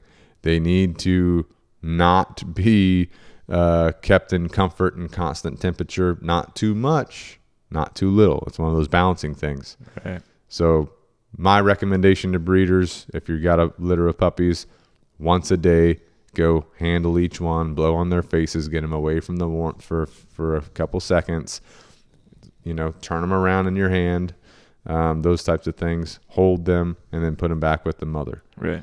But we do know that the mother is with them. The mother is influencing the puppy. So if you choose the wrong mother to be a mother of puppies, it could have impacts on them. If you have a mother that doesn't like humans, guess what? Those puppies are not going to like humans because they're learning from the mother. Yeah. You know what I'm saying? Yeah. So you need a good social mom that is the kind of dog you want the pups to grow up to be. All right, continuing on into the transitional period. And if we back it up, the transitional period is from 2 to 4 weeks of age. All right. So the first 2 weeks are the neonatal, the next 2 weeks are the transitional period. And this is when most of the pup's sensory abilities come on stream, right? So first off, at 2 weeks of age, the eyes are opening. The pup's response to light and to moving objects is rather weak and variable, but by 4 weeks, it is similar to that of the adult. Another week before the pup readily and easily recognizes from a distance his mother or owner. So at 2 weeks, the eyes are opening. They can respond to light and moving objects. 4 weeks, similar to an adult. 5 weeks, the pup is easily recognizing from a distance his mother or owner, those types of things. Right. So what that means to me is, as a breeder, it's my responsibility that as the eyes are starting to open, induce little amounts of stress into the vision. Yeah. Have the puppy, take the puppy away from its mother, have it find its way back, those types of things. Yeah. Next section, hearing and balance. It's not until the young animal is 12 to 14 days old, so about 2 weeks, that his external ear canals open and that a brisk startle response to a loud noise will be evident. 3 to 4 weeks of age, all the characteristics of older animals. So what this means to me, again, if I'm a breeder, it's my responsibility that as this puppy's hitting 2 weeks old, I'm starting to introduce different noises to the puppy that I want it to be used to. Right. Right? Loud noises, sudden noises, those types of things. Right. Right. Next section, touch and pain. When pups are born, only their heads have touch reflexes. Why is that? Because they're using their head to find the nipple. Right. You know what I'm saying? By 2 weeks of age, their front legs have touch reflexes. By 3 weeks, the hind legs do. This is why pups can sit at 2 weeks old and stand at 3 weeks. By 4 weeks of age, most of the brain is myelinated and ready for complex learning. So backing it up real quick, the touch. Again, if I'm a breeder, 2 weeks of age, front legs are feeling things. 3 weeks, the hind limbs have touch. Yeah. So again, I want to be touching these things, stressing them. Yeah. Healthy stress. Right. Maternal influence on the development of the pup's mind still remains strong, but during the transition state, the influence of the littermates and of us starts to increase. So now, as we go through this transitional period, 2 to 4 weeks old, the mother is still there. Her influence is still in effect, but now the littermates and human influence is taking effect as well. And this is when the mother-young conflict first begins, first appears, right?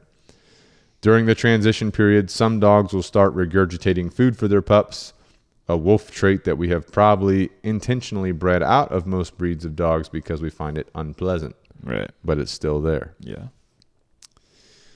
This is the basis for the common behavior that many dogs have of eating their own vomit. It is also during the transition phase that pups will start to beg food from their mothers.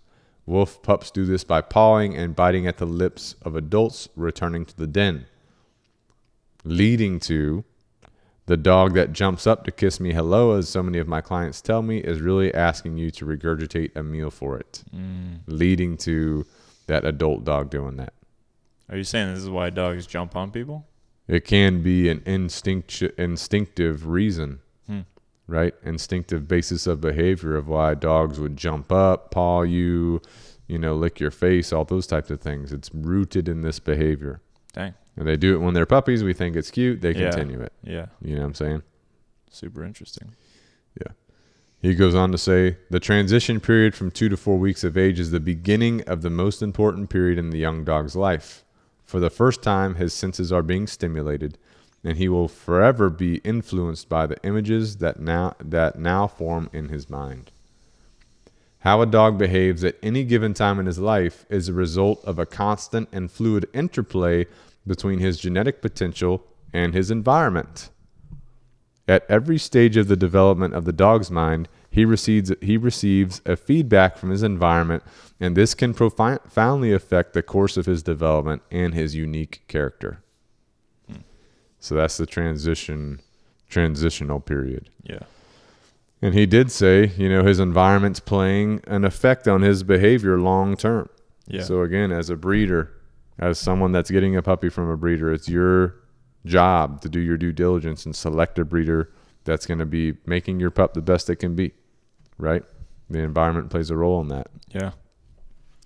All right, moving on, the socialization period starting at 4 weeks of age. The social life of the dog can only begin when he has developed all of his communication facilities. Remember, we got all the senses. Right. Most of these have matured to near adult conformation by the time the pup is near 4 weeks old. Until now, his only really important relationship has been one of care dependency with his mother.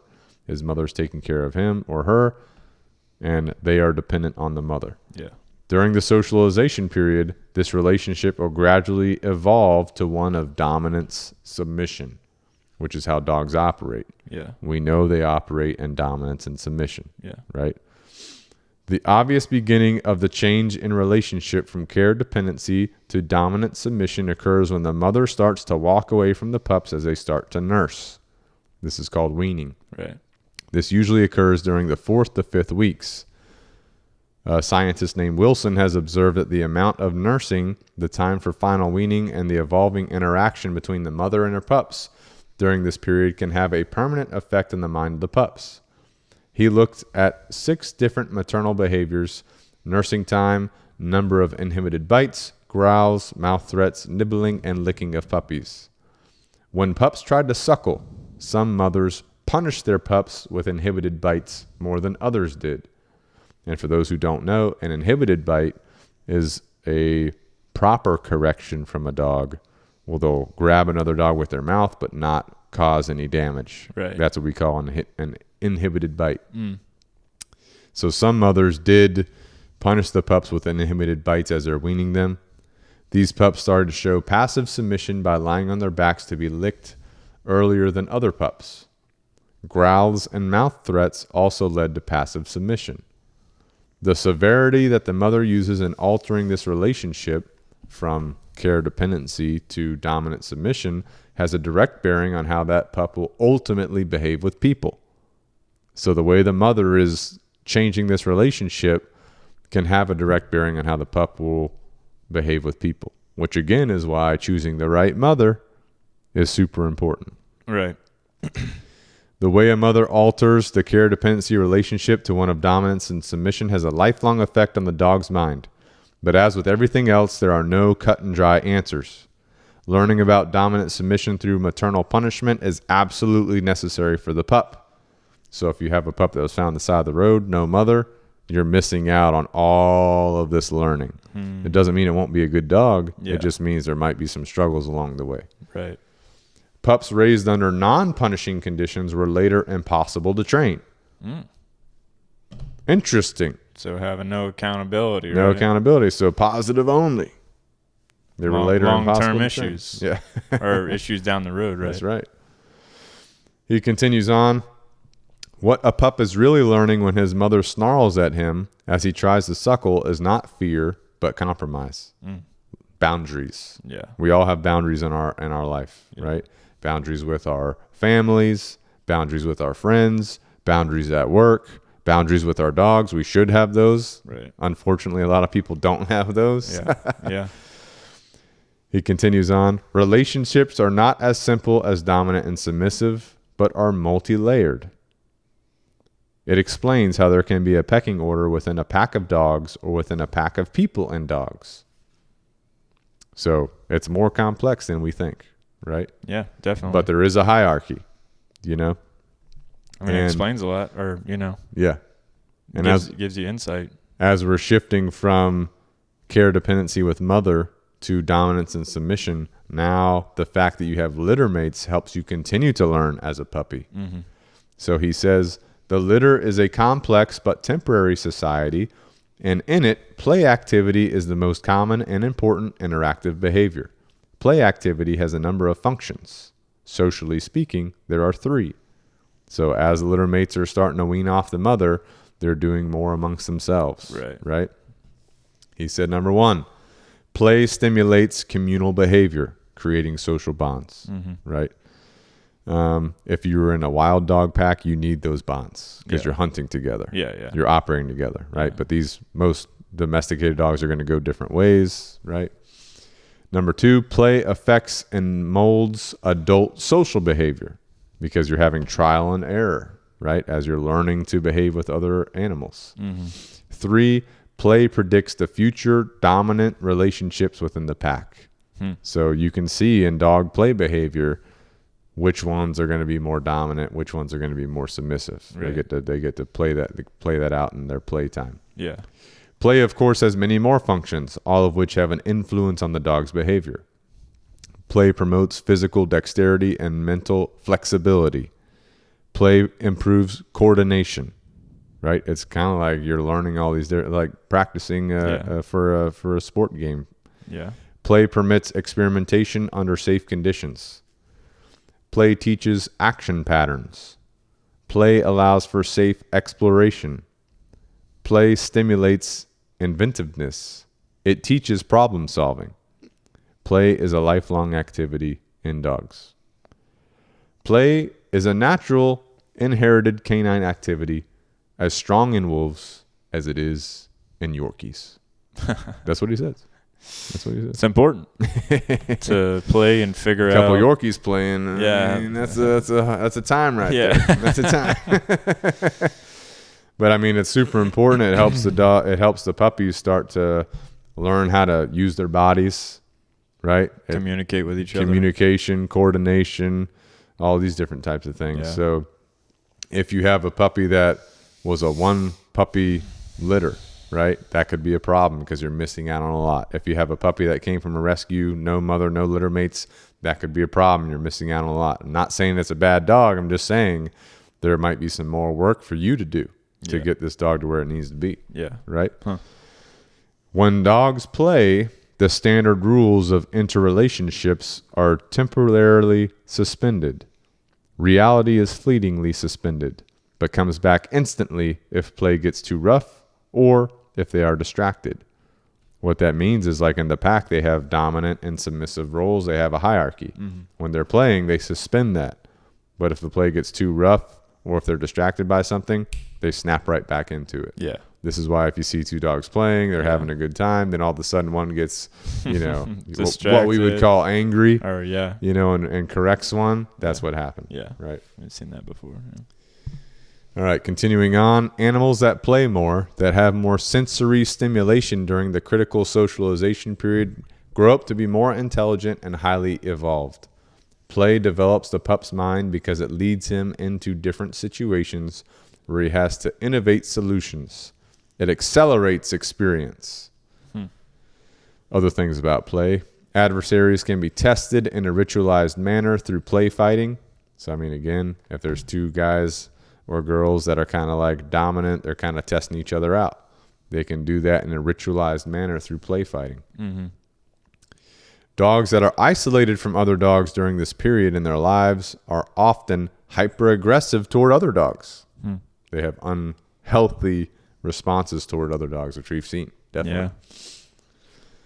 All right. He also says that play activity teaches the inhibited bite, the soft mouth, which we already talked about. So there's a problem with a lot of dogs that don't know how to give an inhibited bite. They don't know that. Right. That could be because they were not able to play with other dogs, at this age, things like that. All right. Continuing on. He said, between 3 and 8 weeks of age, pups should be exposed to potentially fearful stimuli in the environment. Kids, aerosol sprays, vacuum cleaners, vets, postmen. Guess those are scary. Cats, street noises. And this sensitization should continue throughout the socialization period up to 12 weeks of age and on into the juvenile period. Remember, this is the most sensitive period of a puppy's life. Dogs that don't meet people until after the socialization period can be antisocial, difficult to train, and dingo-like in their fight flight, and freeze behavior.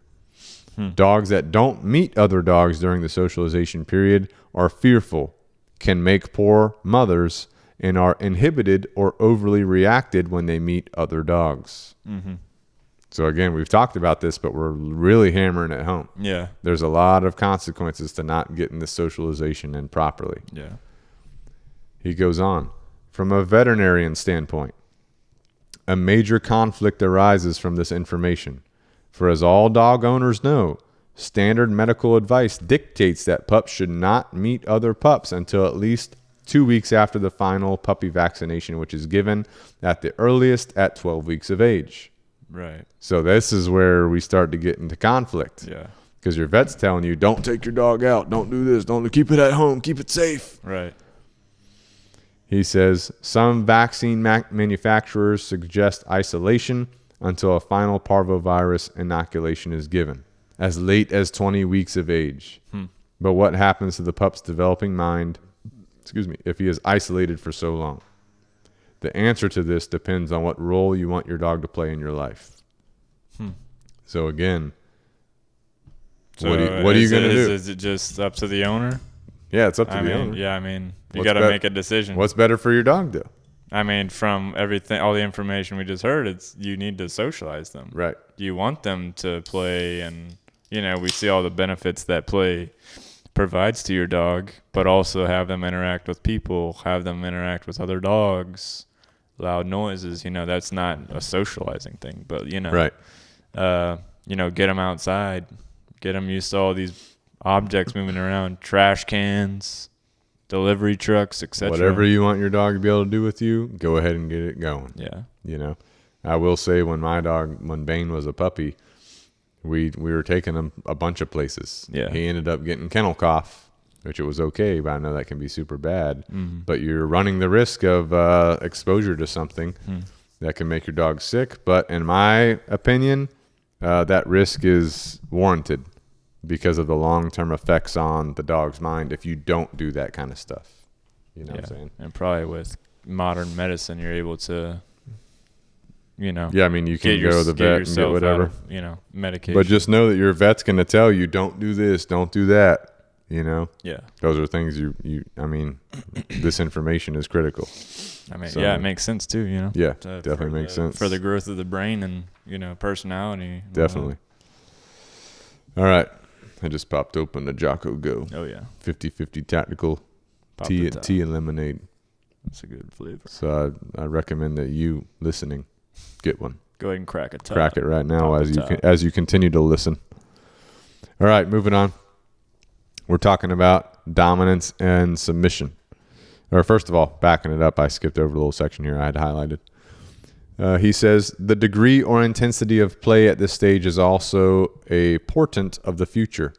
Pups that are too playfully aggressive during the socialization stage make difficult pets in the future. This is when they learn most about dominance and submission. If there is any one rule to follow at this stage of a pup's life, it is a simple one. Never ever play fight, especially during the socialization period, with potentially aggressive and dominant dogs. If you do, you'll be creating dramatic problems for the future.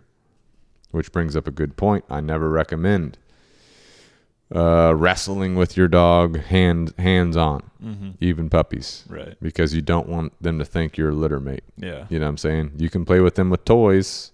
You can play little games with them. You can do your mental games. But let puppies play with puppies. Yeah. Let them roughhouse together. Don't let your kid do it. You don't do it because you're going to create problems later. Yeah. Because this is what the dog's doing. They're doing dominance and submission. Yeah. That's how they operate. You think you're playing. You're a human. You operate differently. Right. This is going back to what we first said. See things from your dog's point of view, not just yours. Right. All right, moving on. We're talking about establishment of the dominance hierarchy. So he says, in order to establish this pecking order of dominance and submission, dogs have a sophisticated system of mostly mute signaling and communication that becomes well developed during the socialization periods. So he's talking about playing, right? The litter mates establishing this. And he says, The behaviors in pups look comical to us, but they are not comical to the litter mates. Mm-hmm. This is dead serious business. The dominant pup will initiate an activity, stare, and perhaps stand over his litter mate, then growl and possibly attack. Dominant activities, what the behaviorist calls agnostic behavior, take the following forms. All of these are apparent during the pup's socialization stage. So I'm going to list out some forms of dominant activities that if you're watching pups playing, you might be able to pick up on it. Right.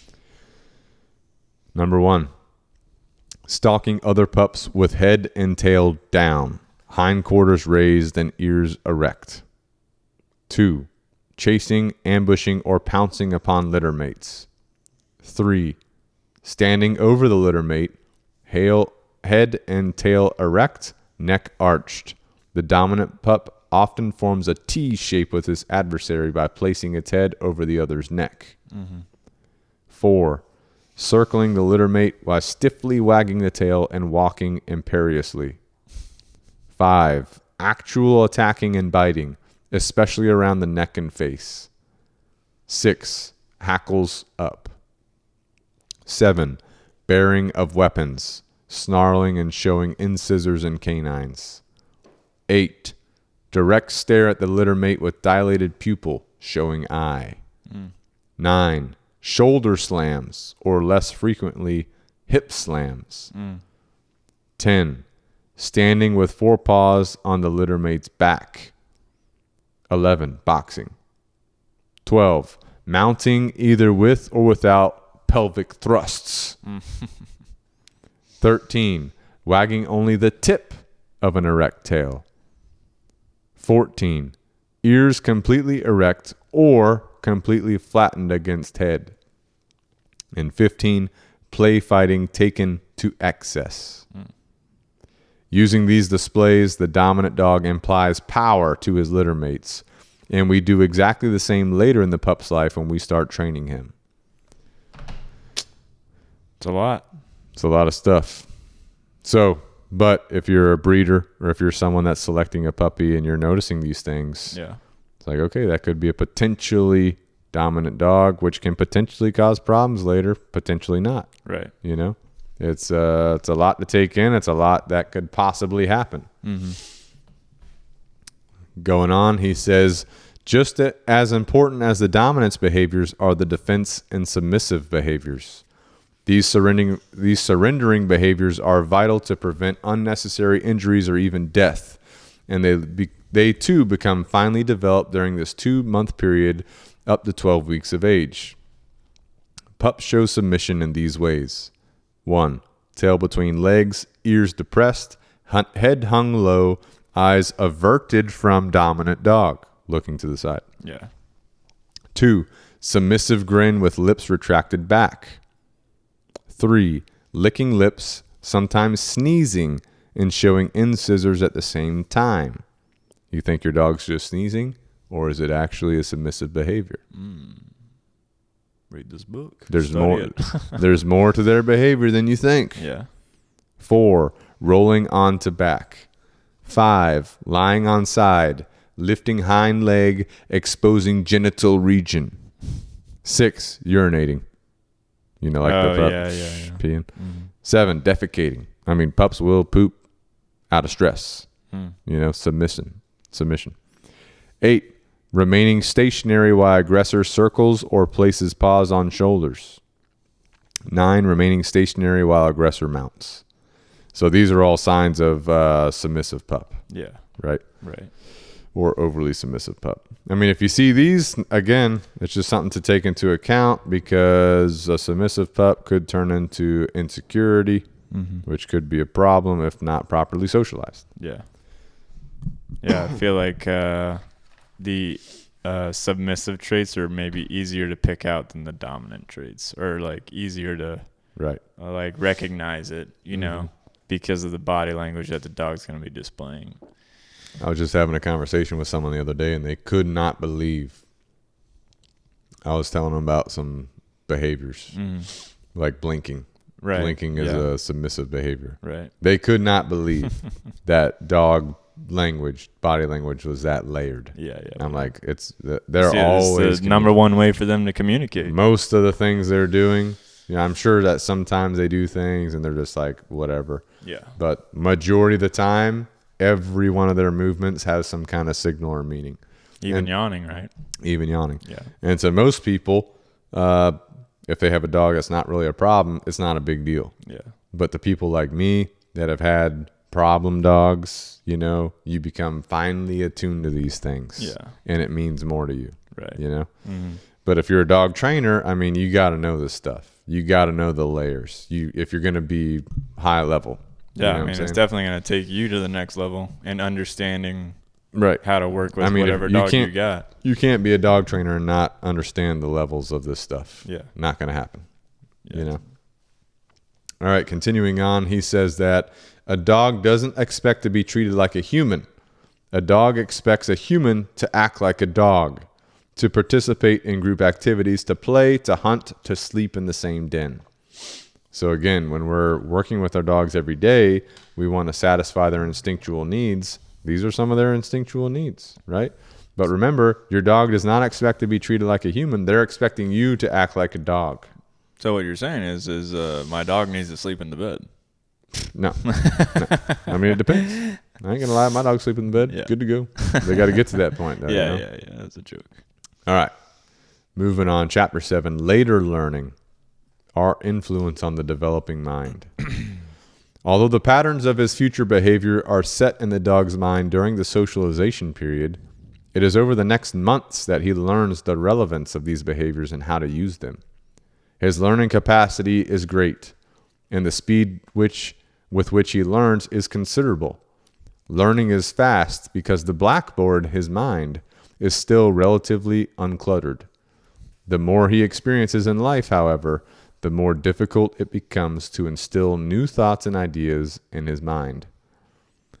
The greatest problem in understanding the dog's mind now occurs. It's our problem, not the dog's, for it is we who make the mistake of treating dogs as not quite as animal as other animals. You see how he's saying the same things, just different ways? Just keeps pounding the same, the same facts over and over. He goes on, they might seem almost human to many of us, but that's only because we recognize human attributes in their behavior: fear, hunger, the desire to care for others and to be cared for in return. These aspects of their behavior are all part of their culture, and although we recognize them, they might be displayed for slightly different reasons than those we have. Again, there's different layers to their behaviors. They always have a purpose with it. Mm-hmm. The unfortunate consequence is that many people genuinely do during this formative period in the dog's life treat him as a member of the family, democratically issuing conditional clauses to their pets when they misbehave. If you jump up on the dining room table once more, I'll be really angry. As hard as it might be to emotionally accept the fact, we must remember that the dog's thinking process, cognition, is not as complex as ours. Dogs don't think symbolically. To them, fear is fear. Sex is sex. What you get is what you see. What you see is what you get. The only exception to that is the occasional manifestation of psychosomatic illness. For example, a feigned lameness to get attention, based on a previous real lameness that did evoke a sympathetic response.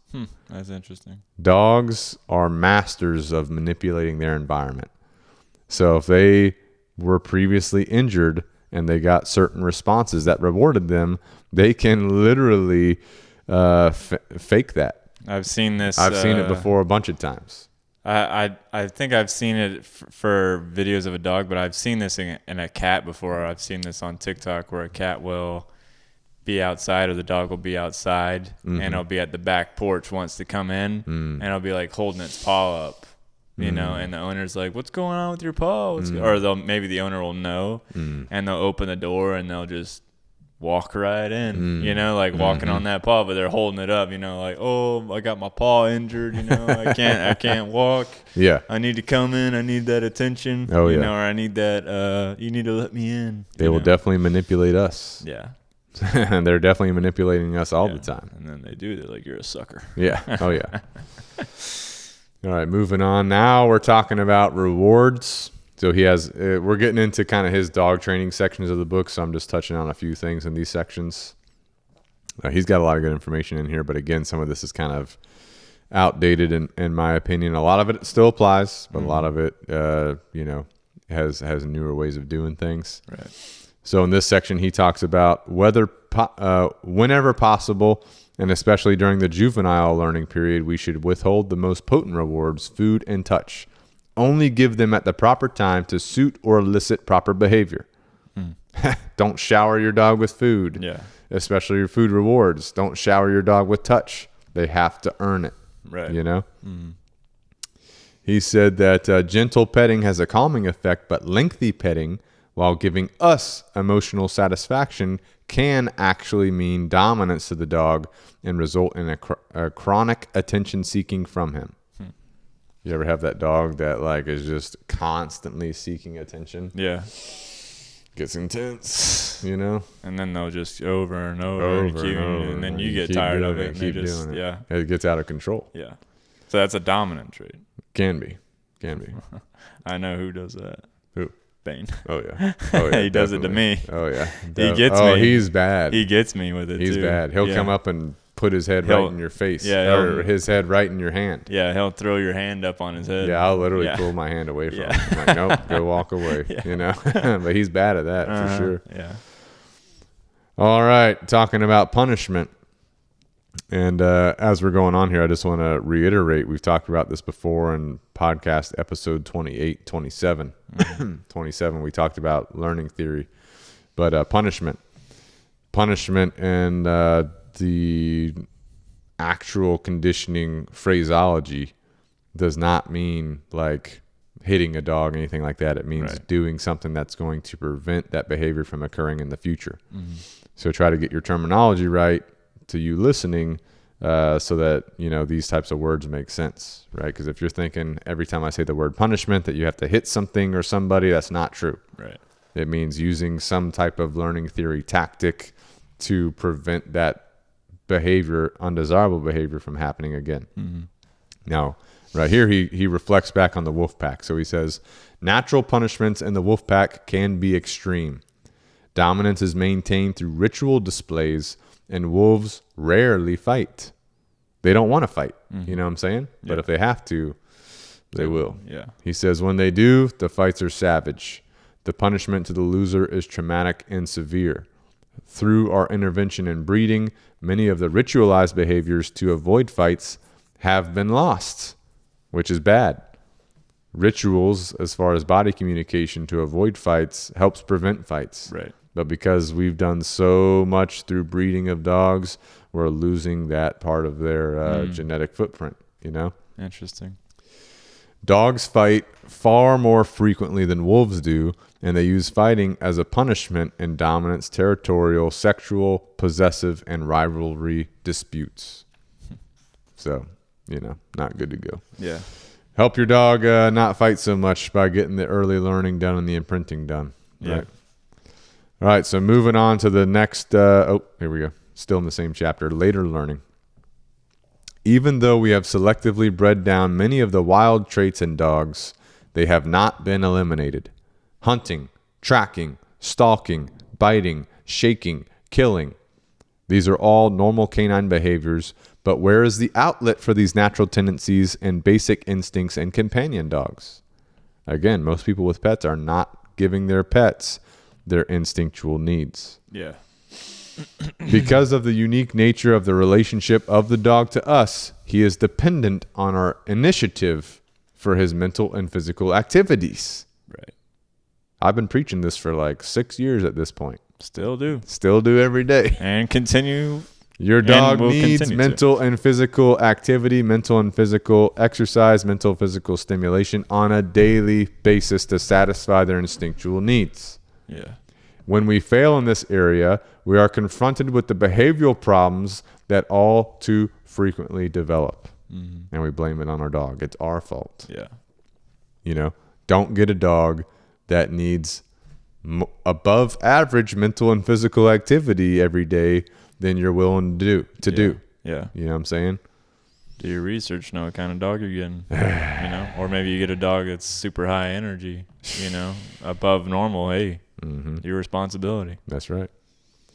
He says we should stimulate the dog's mind in similar ways to those in which it is naturally stimulated, but channel this energy into useful activities, which he divides into nose work, problem solving, learning, and balance.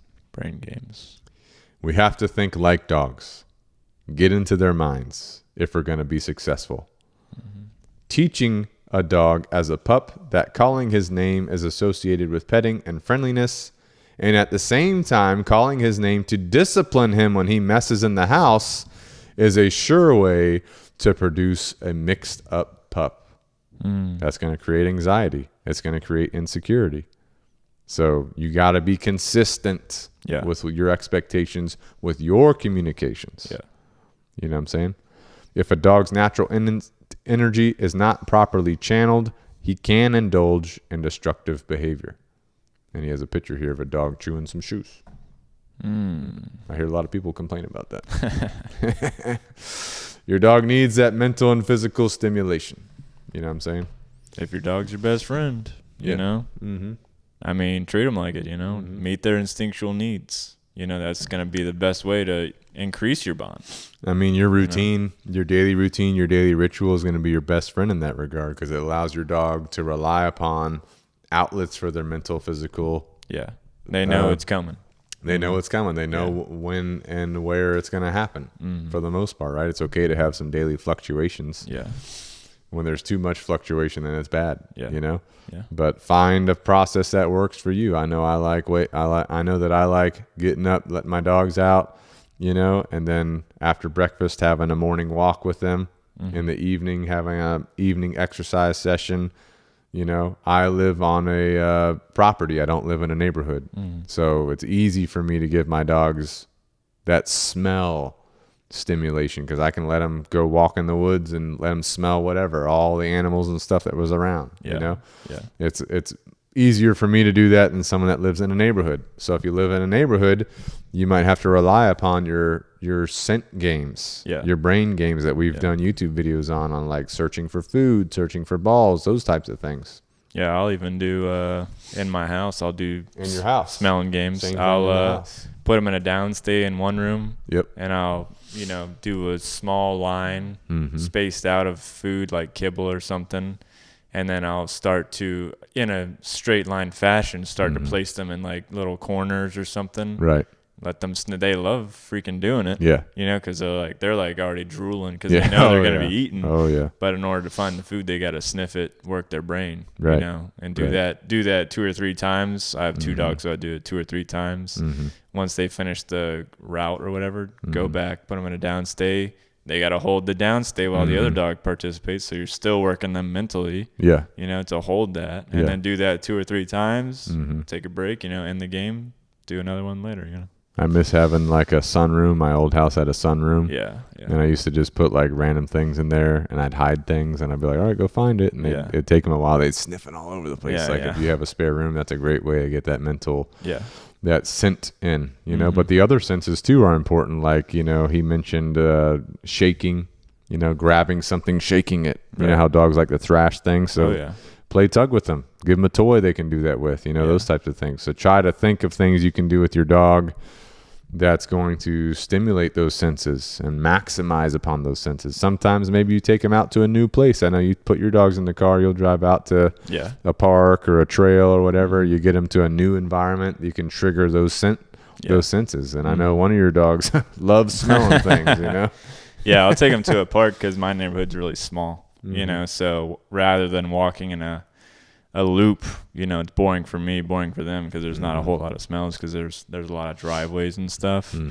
I take them to like a local park and I walk that, you know, every day And before we even do our walks, I'll give them 10 minutes of sniffing time, you know, on leash, you know, because there's other dogs and stuff in the environment. But I'll just let them sniff, you know, for one, to go potty, but two, to get that stimulation, because, you know, for the rest of the day, they're in my house, you know, so I let them work that brain, and then we go on our walks. I remember when I first moved out to my property, I think JoJo was staying with me for a couple of days or something. Yeah. I let her outside off leash, but with the remote collar on, of course, and she was going crazy, sniffing. She'll disappear. She disappeared into the woods sniffing. I was like, oh, where'd she go?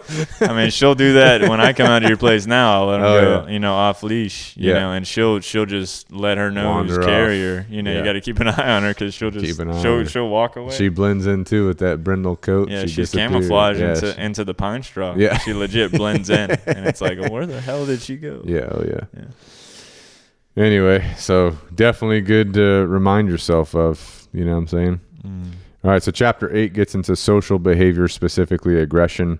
This chapter meant a lot to me when I was learning about aggression. I think it's going to mean a lot to a lot of people. The first type of aggression that we're going to talk about is dominance aggression. I know we did cover this section in the previous podcast when we first started the podcast. I don't remember the episode number off the top of my head, but you can go back and look at the earlier ones if you want to hear me talk about it again, but we're going to cover it now. So he starts off by saying, dogs are pack animals. They simply don't expect equality. So, I mean, that's just something we all need to remember. They have a hierarchy. We have a hierarchy in our world. We have a president. We have a governor. We have a mayor. We have a police chief. There's a hierarchy. Not everyone can be the top dog. Right. You know what I'm saying? Dogs are pack animals. They simply don't expect equality. The dog's natural genetic predisposition is to find his place in the pecking order, the dominance hierarchy. All right, so we're starting off there. So that's what dogs are naturally wanting to do. He goes on to say that between 6 months and a year of age, the apparent sudden, unprovoked aggressive attacks of dominant aggression, usually against members of the immediate family, frequently don't occur for another 1 to 2 years. The onset of these attacks coincides with the time of puberty in wolves. So to kind of dumb that down, I'm just going to say if you're dealing with dominance aggression, you're probably going to start to see signals of it around 1 to 2 years. But do keep in mind that when the puppies are puppies, like we talked about earlier, you can detect a lot of dominant behaviors just from observing puppies playing and how they're, you know, are they controlling a nipple, all that kind of stuff, you know, from the mother, that kind of stuff. Right. He says dominance aggression can be provoked in a myriad of ways and is a pack problem, right? Dominance aggression is a pack problem because we don't have a set structure in our pack. That's why its head roots up. You know what I'm saying? Yeah. What happens is the dog perceives his owner to be weak. If my dog comes over and asks to be pet and I pet her, I'm rewarding her initiative. But at the same time, I'm telling her I obey her commands. Dominance can be as subtle as that. When dogs interpret our behavior as a reaction to theirs, their natural inclination is to feel more assertive and dominant. Yeah. Which is what most people are doing with their dogs at home. You know, you just said earlier that my dog Bane, you come over, he's coming over, he's putting his head in your hand to force the pet. Yeah. That's dominance. Yeah. You know what I'm saying? Like when he does that to me, I'm like, nope, go lay down or something, you know? So again, this is just things dogs are doing all the time. He is a dominant dog, so he's always going to be trying to do little things like that. But he's learned how to control it now as we've gone through our process, you know? Right. Dominance aggression is both inherited and learned.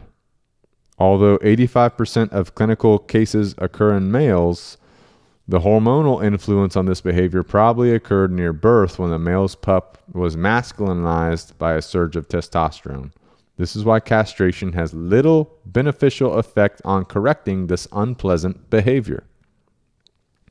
He goes on to talk about prevention. Dominance aggression can be best avoided through careful selection of a dog in the first place. How are you going to carefully select a dog? By listening to this podcast, by analyzing this information. If you don't know how to select a dog, you ask one of our expert dog trainers to help you select a dog. I've done this by people across the country have sent me videos. I'm like, send me another video of this, send me another video. I'm telling them what to ask the breeder for. I need a video of this, need a video of that, so that we can assess it from a remote standpoint. You don't have to be right there with them. Yeah. You know? He goes on to say that we know that puppy testing is not a predictor of future general behavior, but pups that test positive for dominance do grow up to be dominant. Avoid these pups, and avoid pups from parents that are known to be aggressive in a dominant way. Keep an eye on the parents. Definitely. The parents are going to give you good indications of what the puppy can be. Yeah.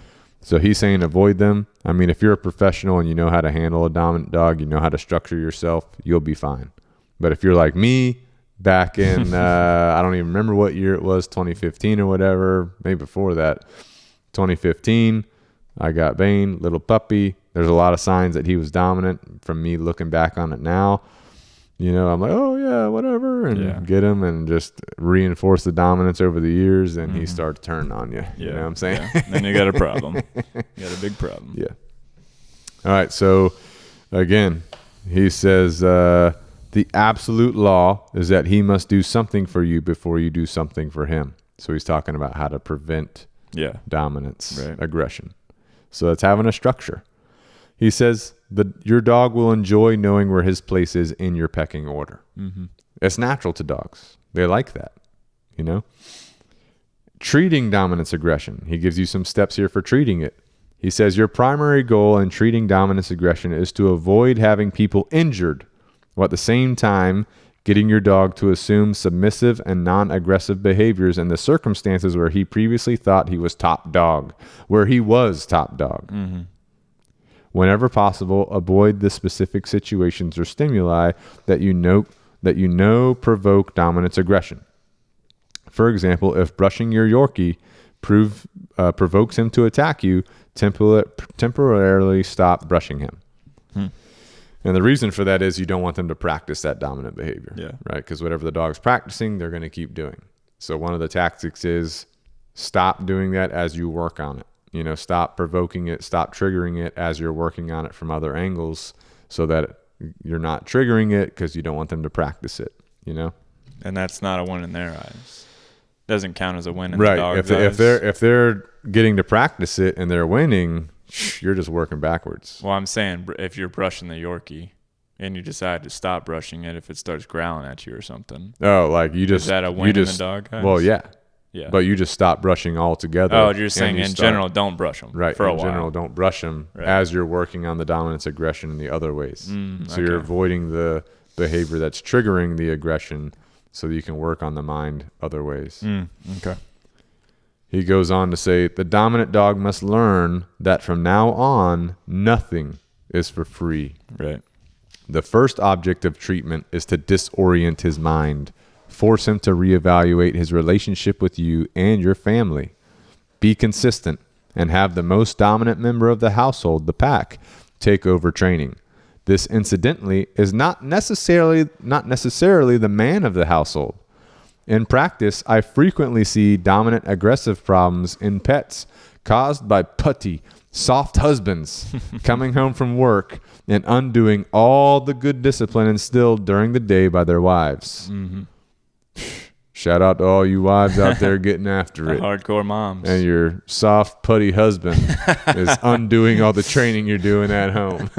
Quit being a softie. He says, retrain or train your dog for the first time to sit, stay, come, down, downstay, and heel. The downstay is very important because this is a subservient position. It's a submissive position. Right. You may need professional help in teaching these routines. As preconditions to training, remove all of your dog's valued assets, his toys, bones, even his blanket. This is serious business. Do not give in to your human emotions. Think only on his terms. You want to be in command and will do anything to usurp the power he has usurped from you. And remember, aggression is the most common cause of death in young dogs. They don't die as a direct consequence of aggression. They are destroyed by us because of it. Avoid confrontations in which your dog may win. Any winning on his part puts retraining back considerably. And don't physically punish a dominant, aggressive dog. Hitting him can stimulate further dominance. Right.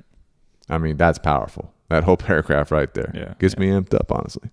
Don't fall into the pity trap, right? I mean, you don't have to. He said, don't hit him. You don't have to hit him. You could do a leash correction on a dominant dog. That dog will turn on you in the blink of an eye. Yeah. That dog will destroy you because they have that biofeedback going. You know what I'm saying? They have so much power in their brain. Yeah. You have to do this systematically, right? And I'm not going to go into the detail on how I do it. We've done it in other episodes. Maybe we should do another one on dominance, but there's a systematic way to do this that will work. It will just take time because I've done it myself. Right. And I had a extremely severe case. Yeah. You know, where he was turning on you. Yeah, he was turning on me, and it got to the point where my physical strength was the only thing keeping me from getting tore up. Yeah. Because I could physically hold him up against a wall or something like that. You know. He goes on here to remind us. He says castration has little effect on dominance aggression. There you go. So if you think that's going to solve your problem, not really going to solve your problem. Right. I got you amped up. So that's all we're going to cover on dominance aggression for now. But that's basically the majority of his section on it. I mean, this just hits home for me because it's what I went through myself. Yeah. I mean, it is serious. Yeah. And unfortunately, people with little dogs, they have dominance aggression. Not a huge deal because it's a little dog. Right. But when you have a big dog, it's no joke. Yeah. You know? Yeah. No joke.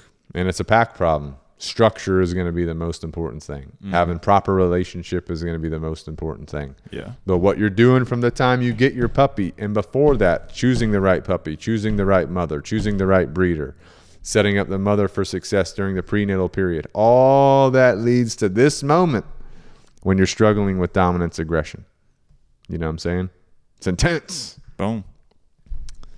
All right, moving on to the next type of aggression he's going to cover, which is possessive aggression, including competitive aggression and sibling rivalry. He says that sibling rivalry occurs when two dogs are so similar, they find it difficult to determine which is dominant.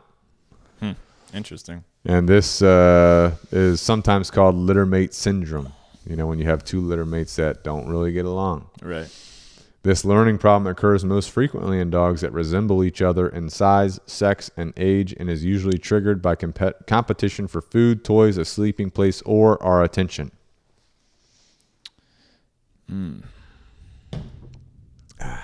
to get a quick sip. Yeah. Dogs don't expect to live in equality with other dogs or with us for that matter. Democracy is a misplaced ideology in the canine world.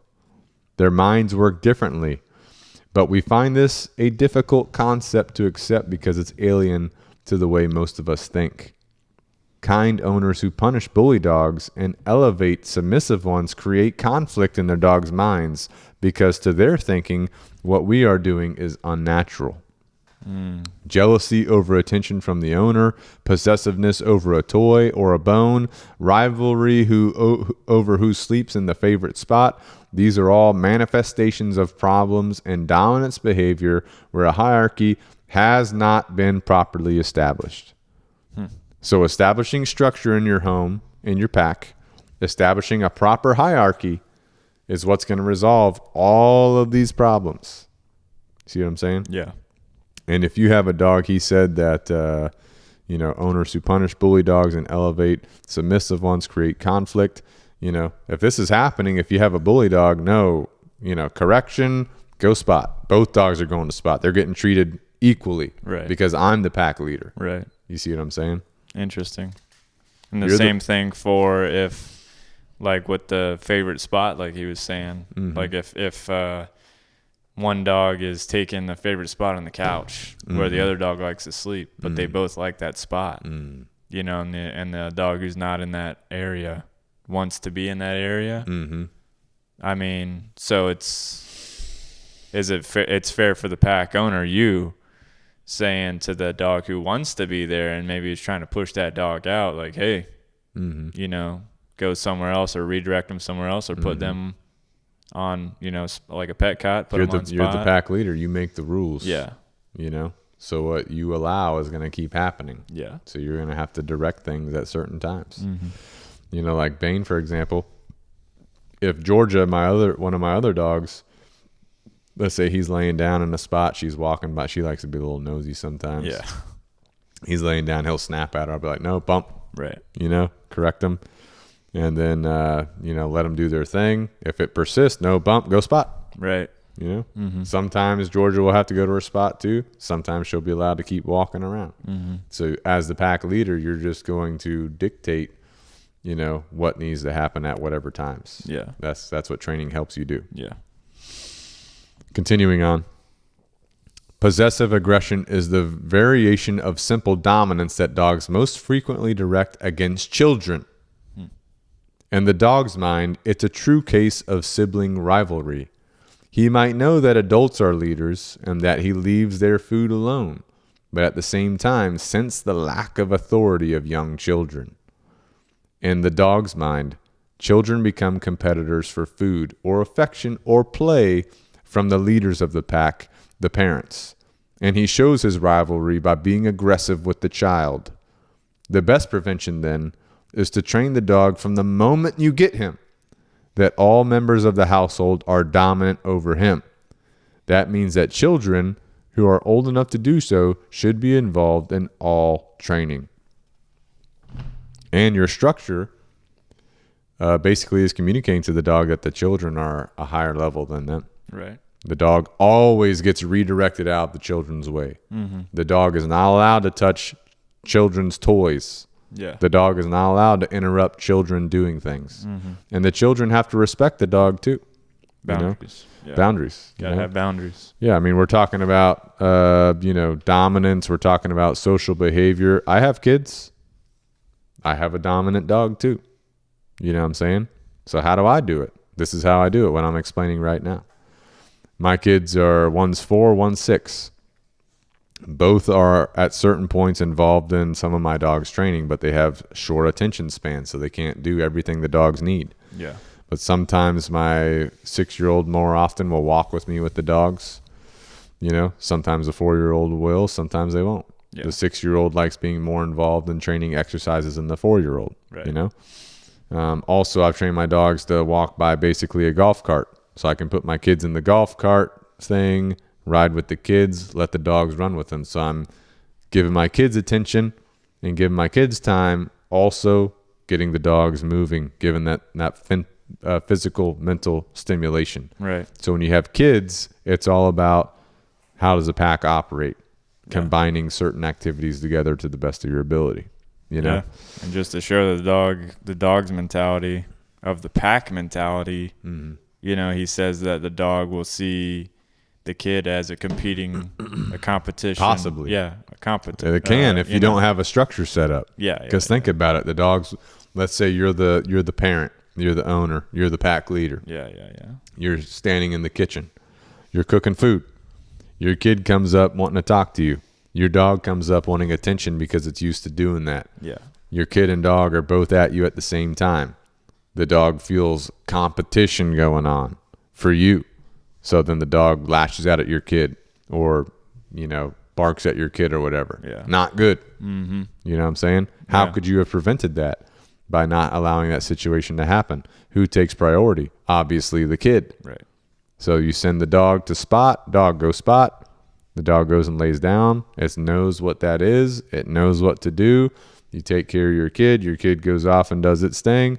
Dog, okay. Now the dog can get up, walk around, come up to you, whatever, if you want it to. Yeah. Communicating instinctually. Communication, having your structure in place, having your training in place, it communicates instinctually to the dog, like you said. Yeah. All right, moving on. Fear aggression.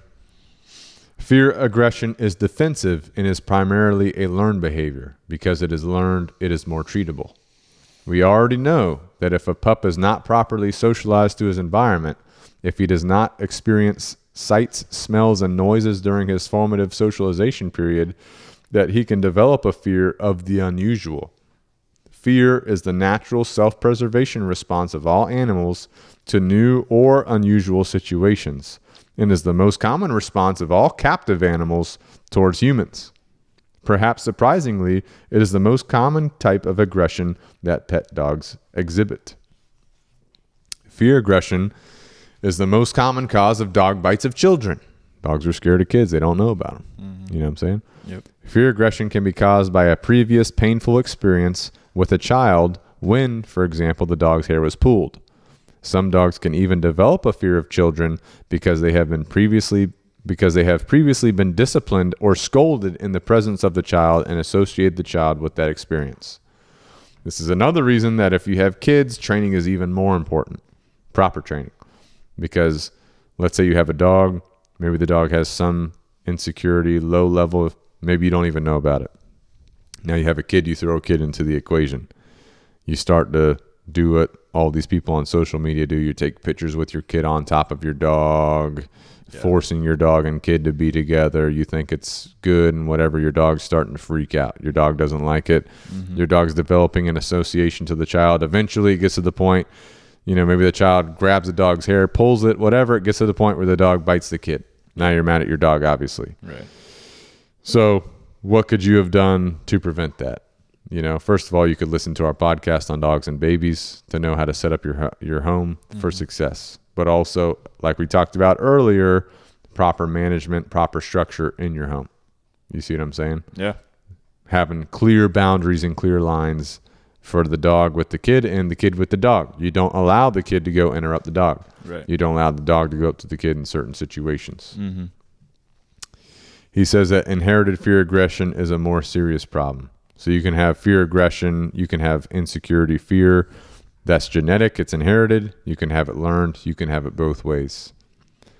So for prevention, he says many forms of fear-induced aggression can be avoided through proper socialization of pups. A young pup will adapt to his environment and he will grow up not being fearful of the noises, smells, and sights he encounters as long as they are assimilated into his brain at an early age. A pup should be exposed to children, postmen, cats, other dogs, traffic noise, crowds, elevators, everything he might conceivably encounter later on in life. If the dog's mind is barraged with sensory stimulation at an early age, he is less likely to be fearful later in life. We cannot express that enough. Right. A lot of dogs that I see in what we do at Canine Revolution, a lot of them are fear-based responses, insecurity-based responses. This early socialization we keep talking about is critical. It can prevent all of these problems if done properly, right? Which is part of our mission, getting that information out there through our podcast, through our videos, things like that, and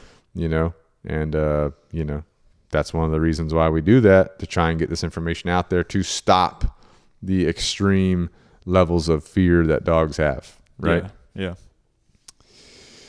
All right. And it's hard to detect insecurity. I feel like it can be. In a lot of if cases. You're not experienced, then you don't know what you're looking for. Yeah. He does. He has a little section in here about treatment for fear aggression. There's just 2 points in it I want to highlight real quick. He says, never use punishment to treat fear aggression. It will only make the situation worse. Follow with proper training progression. We've talked about this. Oh, yeah. Corrections do have their place in it, but it's not like all these trainers out there. There's a bunch of trainers out there doing things the wrong way. They're training with remote collars on day one. That's the only way they're training. Yeah. They're using leash corrections on day one. That's not the way to train. You start off with a foundation of rewarding, build it up, you layer into corrections later. Go to our podcast where we're talking about how to select a dog trainer. Do not select a dog trainer that's using corrections or remote collars on day one. Please do yourself a favor. Don't do it.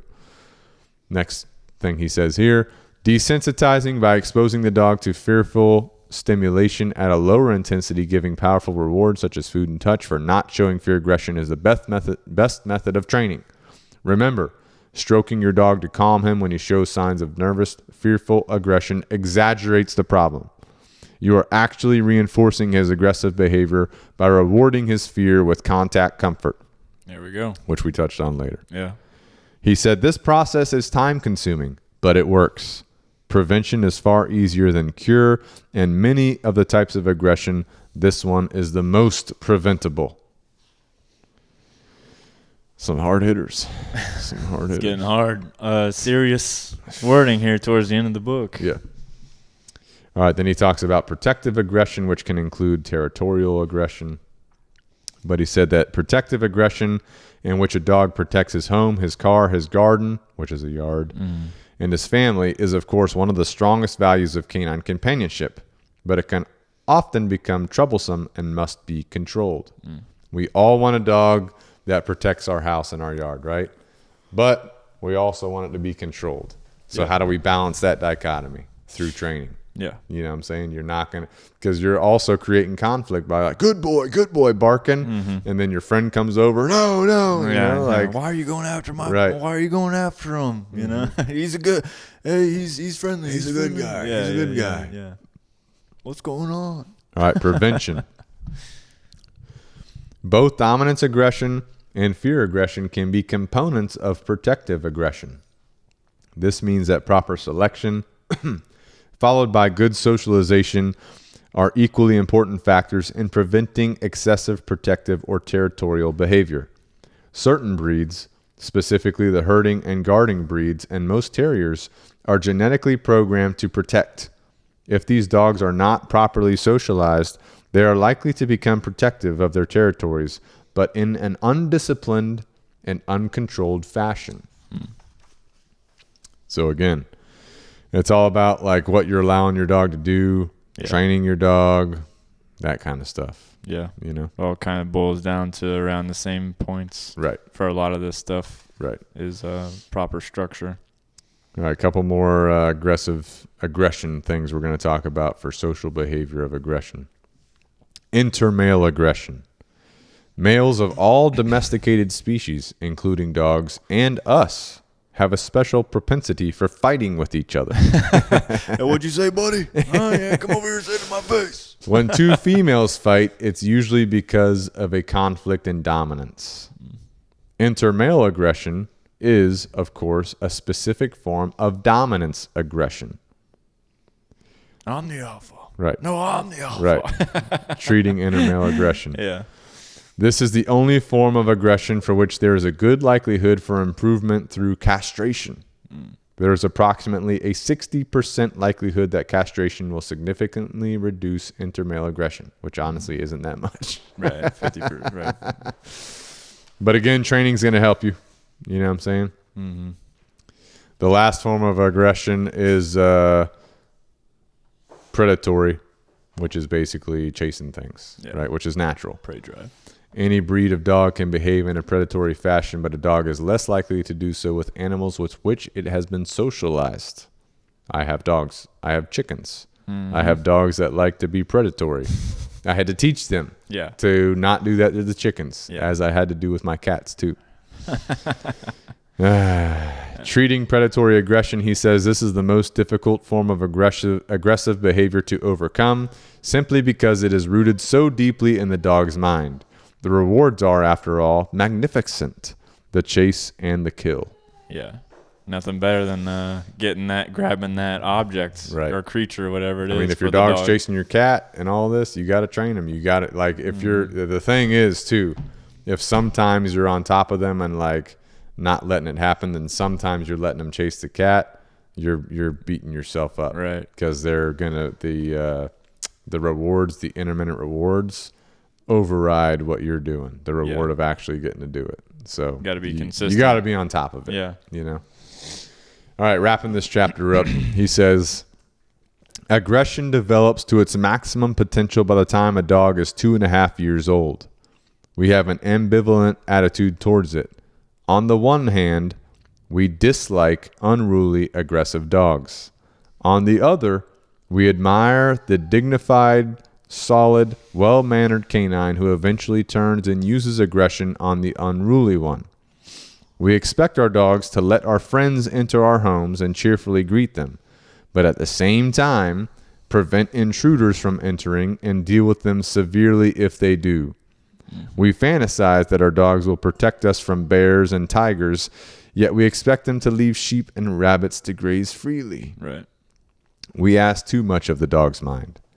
It is as plastic and malleable as that of any other domestic species, but in the field of aggressive behavior, there have to be compromises between our needs and their abilities. Right. So again, a lot of conflict there. Good way of putting it. Good way of putting A it. lot of conflict there. Mm-hmm. All right, so moving on to chapter 9. He says, in chapter 9 here is more social behavior, just eating, exploring, eliminating. He says the rules of canine learning will continue to apply throughout the dog's life and will affect all aspects of his social behavior. But once more, remember the overwhelming difference between the dog and all other members of the canine family is that we humans make up the other members of the dog's pack. All his behaviors, the way he eats and eliminates, the comfort that he seeks, the way he explores, his fears and phobias, even the way he has sex, all these behaviors are influenced by us. We have a dramatic effect on the dog's mind, far greater than has been previously recognized. So in this chapter, he's basically listing some of the common instinctive behaviors, and then he kind of explains what they are and, you know, what they're based in. So I'm just going to go through a couple that I think are pretty common for people. First of all, he mentions shaking, throwing, catching, killing. In most dogs, this has been modified to a play activity. We already mentioned that that's a predatory activity, right? Yeah. He talks about bringing food back to the den, retrieving, food carrying, gift giving. This natural canine behavior is most apparent in the breeds bred to retrieve game, but can occur in any breed. So, I mean, this is just a natural behavior, right? If your dog carries food around or carries things around, gives things, it's just a natural behavior. Regurgitating. This is a behavior that has been considerably bred down in the dog compared to the wolf. Dogs still do, however, have a sensitive vomiting reflex, and both males and females are still known to regurgitate food. Gnawing and chewing. So if you have a dog that gnaws on your baseboards, Yep. or chews on your couch, this is a comfort behavior carried out more frequently by dogs than wolves, simply because we deny dogs much of their natural chewing. It's like wolves will be chewing on sticks and stuff Right. like that. So what could you do with your dog? You could let them chew on a stick. You could have things for them to chew on in the house. It's also a comfort behavior. Why would you need a comfort behavior? Because you're anxious about something. So you could reduce anxiety through training, you know? Mm-hmm. But that's where that's rooted in. Eating grass. Dogs are omnivores. Grass eating is normal. So don't be concerned if your dog's eating grass. Yeah. Prey carrying. Some dogs develop the habit of taking their food out of their food bowl, carrying it to another place and eating it there. This is based on the wolf's prey carrying activity. So just some examples there. Continuing on, the dog benefits from activity, and we benefit from their innate abilities, which are superior to ours. It is the rare dog today, however, that is allowed to hunt even in the modified form. The consequence is boredom, one of the most overwhelming factors in the life of most pet dogs. Most of our pets lead restricted, dull lives where the only excitement is the return of members of the family, a little exercise, and eating. So keep that in mind. You got to make sure you're taking care of your dogs and their instinctive behaviors daily. Continuing on, again, he's repeating himself. Eating grass is another normal canine behavior that surprises many dog owners. When a wild canid, a fox or a wolf, for example, captures prey, it eats all of it, including the skin and the intestinal contents. Most of the prey are herbivores, and the intestines are filled with roughage. So that's kind of where they get most of their greenery from. He says, however, others will graze on long grass for the apparent sheer pleasure of eating it. Yeah. So don't be concerned if your dog's eating grass. Yeah. Continuing on, eating feces can be normal in the sense that is a normal behavior of females to eat the droppings of their pups. It is also a normal behavior of dogs to have an instinctive preference for decaying food, for rotting carcasses, rubbish, and feces. There is, however, no uniform explanation for the habit. if you have a dog that poops in its kennel and eats it, for example. Yeah. But if you think about dogs out in the wild, they're going to eat things that are already dead, that are rotting, Yeah, no preference there. He thinks that feces eating is self-rewarding in many ways, right? Interesting. There's a lot of different ways you could overcome that, through training. Mm-hmm. But anyway, some of the reasons why it might be going on, as we mentioned. Yeah. Then he goes into obesity. He goes on a tangent about obesity. I'm just going to highlight some parts. He said, it's extremely rare to see fat canines of any species in the wild, and this is because most animals have a refined ability to adjust their consumption of food to meet their energy requirements. Most estimates in Europe and North America suggest that 1 out of every 3 dogs is fat. How can this be when they are so finely biologically tuned to not get fat? The answer, of course, lies with us. To begin with, we have allowed dogs that would have been too fat to survive in the wild to survive and reproduce. There is now a genetic predisposition to fatness in certain breeds than in others. Dang. He hits it hard. Yeah, he does. Perverse as it sounds, the housebound dog leads a stressed existence. It cannot express its natural behaviors: stalking, chasing, exploring, investigating. The brain endorphins might increase in states of anxiety and in some way be related to obesity. So he's saying that your dog that you just leave in the house all the time is actually stressed. Yeah. Why? Because it cannot express natural behavior.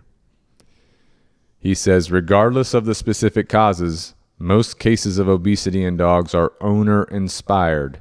But there is one hormonal cause of obesity that is both important and controversial, and that is the influence of neutering on weight. So if you neuter your dog, a lot of times it can, their body won't be able to burn fat as well as it could have, so it can make them a little bit thicker. So you got to adjust their diet appropriately. Yeah. But obesity is not good for dogs. It's not good for us. It puts a lot of stress on the joints, put a lot of stress on the tendons, puts a lot more stress on your body itself, makes your body work harder to support itself. And as we'll talk about in one of our upcoming podcasts, that's specific to humans. But, having lower visceral fat's going to be better for you. Yeah. So anyway, something to keep in mind. You're going to have to pay attention to this. You're going to have to adapt your dog's diet and their exercise to keep them at a good, proper weight. Yep. You know what I'm saying? Give them the exercise they need. Exactly. And limit the food, Exactly. I mean, that's the formula. Yeah. Keep them healthy, so they can live longer. And they're not so stressed. Their body's not so stressed. That's right. All right. Continuing on. He talks about over-submission, which I just wanted to highlight because I do get this question quite a bit. Very submissive dogs will often urinate when they are simply looked at, let alone touched. In these circumstances, avoid reaching down and stroking the dog from above and avoid intimidating eye-to-eye contact. Treatment involves enhancing the dog's self-esteem. Don't greet it when you come in, but rather let it settle and relax. Open the door, let it outside to urinate. Only when it is settled should you talk to it, and this is best done by getting down on its level and stroking it under the chin, a less intimidating position. So a lot of people ask me a question about my dog pees as soon as I get home, blah, blah, blah, blah, blah. And most of the time the answer is just ignore it. Don't greet it when you come home. Just walk it straight out to the yard, let it pee, and then after doing that for repetition, it'll stop, right. And, but a lot of people, they come home, hey buddy, how's it going? Blah, blah, blah. That can cause the dog to freak out. The dog oversubmits. They pee everywhere. Then the people are upset, which causes more fear response. So perpetual cycle. Right. All right. Chapter 10, we're continuing with social behavior, but he's talking about fears, phobias, anxiety, excitement specifically in this chapter. He starts off with fear and says that we humans have the distinct advantage over all other animals and that we can talk about it. Imagine what a thunderstorm would be like if no one could tell you it wouldn't hurt us. The only way we would learn that thunderstorms aren't dangerous would be through habituation, through learning from experience that the noise would not harm us. This is the way that dogs must learn to control their fears. Remember, you can't communicate to them like we can communicate with each other. Yeah, the it's okays. They're not ringing any bells for the dog. Right. It's okay. It's okay. It's okay. That's not helping you. Yeah. You know, but a lot of times with the thunderstorm specifically, we make the response worse than what it is because we know the storm's coming and we're like starting to freak out. We're starting to do all these different things. We have a ritual. Yeah. We have a ritual that our dog knows, like, oh, this means a scary thing's about to happen, you know, versus just making it like a normal thing. Yeah, or just ignoring it completely. Right. Yeah. Again, he says that pups that are deprived of normal exposure to common stimuli during their critical periods of development quite simply become fearful dogs when they mature. So again, he keeps hammering this, you know, expose your dog to as much as possible when they're young. All right. The next little section is anxiety. And he talked about this real quick. He said, if we deprive a dog of the opportunity to carry out his normal behavior, this can create a state of anxiety. So if we don't allow our dog to behave normally, this can create anxiety. Right. Restricting a dog to a life of luxury in a centrally heated home where he is fed like a king and allowed to sleep where he wants might sound like a recipe for canine contentment, but it still carries the seeds for anxiety for two main reasons. First of all, he is confined and this is unnatural for dogs. And second, he has to live with us, and although we are in many ways marvelous dog substitutes, we still unwittingly create conflicts in his mind. Dog is a roamer. They like to roam. They like to satisfy their instinctual needs. Yeah. You know, like we've been saying. They like to explore, sniff, etc. Anxiety can be created by the most inconspicuous of means. The dog is attached to his owner, permanently attached by early bonding, but is fearful of him because he gets smacked. The result is anxiety, a state of conflict which the dog shows by acting tentative or even barking at the approach of his owner. And he uses the example of like the owner that the dog's with, but also the owner that's smacking the dog. It doesn't have to be that dramatic. Right. You know, it could be a conflict that you don't think is very conflicting, but to your dog it is. Right. Saying one thing, expecting something else. Acting one way 1 second, acting another way a different second. Yeah. He even says conflict doesn't have to be dramatic as this. If a dog is treated inconsistently by members of the family, if one person lets him up on furniture and another reprimands him for getting on furniture, the conflict is obvious. I mean, that's a really good example. Yeah. Creates anxiety. Be consistent. Mm-hmm.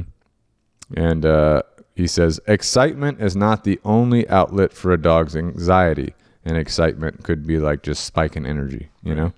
They can also indulge in what are called displacement activities, such as chewing through doors, stripping wallpaper, digging through the carpet. These are the displacement activities of the confined dogs. Anxious dogs might also behave in what can only be described as a neurotic fashion. They might chase their tails or physically act in any other strange but stereotyped manner. So displacement activity is where a dog just selects an activity to perform other than, you know, a desired activity. This can happen in training, and here we're talking about it with anxiety right now, you know? Yeah. He says, we know that pups raised in an emotionally or socially impoverished environment are more likely to grow up to become anxious, high-strung dogs. He says, prevention. The best prevention is to avoid breeding from dogs that are known to carry the genetic predisposition to produce fearful, excitable, anxious, and to gently expose pups during the early critical periods of their lives to as much sensory stimulation as possible. Behavioral problems will still occur, however. Separation anxiety, destructiveness, phobias, excessive barking, excitement when you or visitors come home, excitement in the car, and even fearful urination. All of these can have a learned component to them, and the larger the learned component, the more likely it will be that they can be successfully treated through counter conditioning. So, to dumb that down, the best prevention, make sure you select a good dog from a good litter, from a good mother, from a good breeder. If you have a mother or a father that has these problems, it's likely going to be in the puppies. You know what I'm saying? Mm-hmm. And then, again, once you have your puppy and before then with a good breeder, early critical sensory stimulation like we talked about, socialization. And then if you do have behavioral problems that occur, training. Yeah. Training to help those. Yeah. So, I mean, that's basically with all the problems we've talked about, that seems to be the underlying prevention, treatment. You know what I'm saying? Mm-hmm. All right, continuing on. He has a whole section in here about separation anxiety.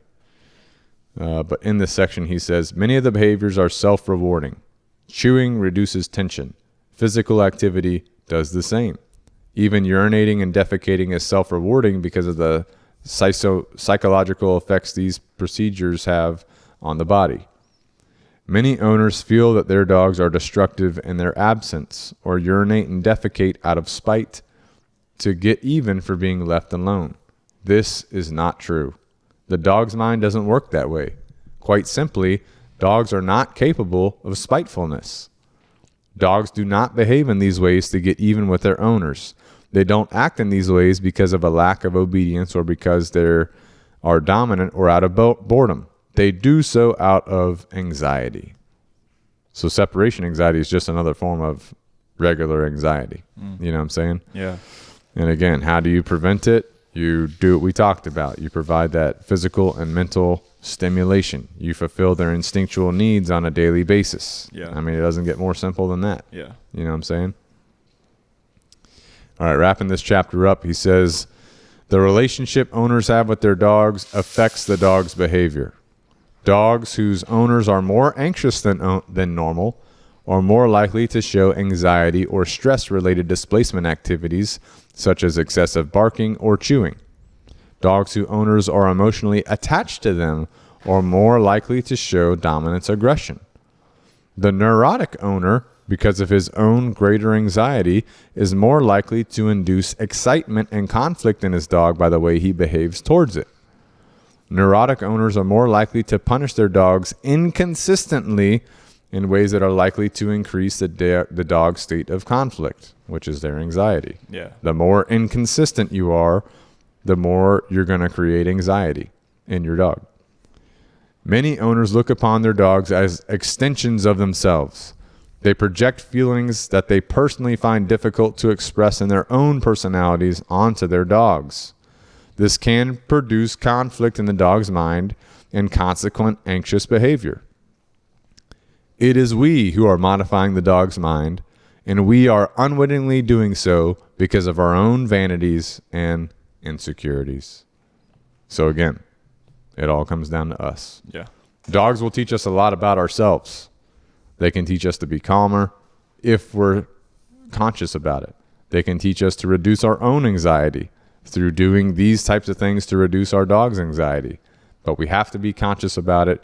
We have to want to take deliberate action. Yeah. You see what I'm saying? All comes full circle. Right. All right, he's got a little section here about pack behavior. Social behavior in wolves is based, as has already been discussed, on a dominance-submission basis. A hierarchy develops and is maintained within the pack through ritual behavior. The dominant wolf shows confident posture, makes confident sounds, and marks his territory with confidence. He walks with stiff legs and high, moderately wagging tail. He sniffs nose to nose, then nose to genitals. The subdominant tag along in a contented fashion with more subdued behaviors, while the submissive perform ritual passive behaviors. Groveling with the head and tail down, crawling on the belly, trying to lick the lips of the dominant wolf. The super submissive might urinate in abject submission at the same time. So we've talked about that a little bit already. Yeah. But again, the pack has a hierarchy. The pack has a system. The pack has a structure. It's there for a reason, just like it is in our world, right? Yeah. So don't think of your dogs as not operating in that manner. You know, when they're living with us in our families, we need to simulate that. We need to have a structure, right? Yeah, absolutely. All right, last chapter, chapter 13, kind of bringing it all in. The mind of the ill and the elderly, which we've already done a podcast on. Mm-hmm. So I've only have a few highlights in this chapter. But we've kind of gone through the dog's life at this point. You know, we talked about puppies. We talked about prenatal. We talked about behavior. We talked about a lot of the stuff that's going on inside the dog and their brain. Yeah. Now the dog is reaching end of life, which will happen. Right. You know what I'm saying? He starts off by saying, the dog's mind is crafted by the information it receives. Any change in his ability to receive useful information and process it will affect his behavior. Both the aging process and illness interfere with sensory perception, hormone production, and the ability to communicate, all of which lead to sometimes dramatic changes in a dog's behavior. Memory decays in old dogs, and they do everything more slowly, including thinking. The onset of the aging process and speed of its progression varies quite dramatically from dog to dog. Right? You might have a 14-year-old dog that can operate just fine, whereas your neighbor might have an 8-year-old dog that is like old. Right. You know what I'm saying? Yeah. But I do believe that everything leading up to this part in the book, if we're able to provide that early stimulation, socialization, we're able to provide their mental and physical exercise and meet their instinctual needs, it's setting them up for a good, long, healthy life. Right. You know what I'm saying? Which is what we want. Yeah. Continuing on. With age, the blood vessels of the brain lose their elasticity and the lungs become less efficient. Remember, the brain takes about 20% of the blood that the heart pumps out. The inefficiency of the blood vessels and lungs means that the brain becomes chronically starved of oxygen, and this has an effect on long-term memory. A consequence is that older dogs can become irritable when disturbed, can become slow to obey commands, and can ultimately have problems with orientation and learning. As your dog gets older, some of their behaviors are going to change. You have to take into account that age is going to play an effect on that. Maybe you have to modify some of your protocols. Yeah. The immediate conclusion is that healthy and active dogs will experience fewer or slower senile changes to the brain than will unhealthy and inactive dogs. Exercising your senses delays the natural deterioration of aging. So again, we talked about obesity earlier. That's not going to help you live longer and healthier. Yeah. Healthier and active dogs experience fewer or slower senile changes because your body's working. Yeah. You know? Yeah. Poor health and lack of mental and physical activity are controllable factors. We can alter the decay of memory by providing our dogs with mental stimulation. If we stimulate their minds, we can alter the aging process and make life more interesting for them in their latter years. The brain is built on instructions from genes, but is then modified by events through life. Even the ultimate behavior changes of aging can be altered by improving the dog's environment. Yeah. So again, it lies with us. If we really love our dogs and we want them to live a long, happy life, we're going to provide them mental, physical stimulation every day. We're going to meet their instinctual needs. We're going to modify things along the way that need to be modified. You know what I'm saying? Yeah. We're going to take care of them. We're going to give them a good diet, right? Those types of things. Yeah. All right, wrapping it all up. Last paragraph of the whole book kind of brings it all home. Because we have taken the dog into our homes and our hearts, we have the opportunity to observe his behavior more closely than we can observe any other animal species. This is a double-edged sword, for we often make the mistake of interpreting his behavior in human rather than canine terms. We forget his ancestry. In many ways, dog behavior is remarkably similar to human behavior, and we can probably learn something about ourselves by observing some of the untarnished activities of the dog's mind. The fact remains that the dog's mind works in its own specific ways and with objectives that are not necessarily obvious to us. By understanding these differences, we can become more responsible for our pets' behavior and at the same time make their lives more stimulating and fulfilling. Boom. That's it. That brings it all home. Yeah.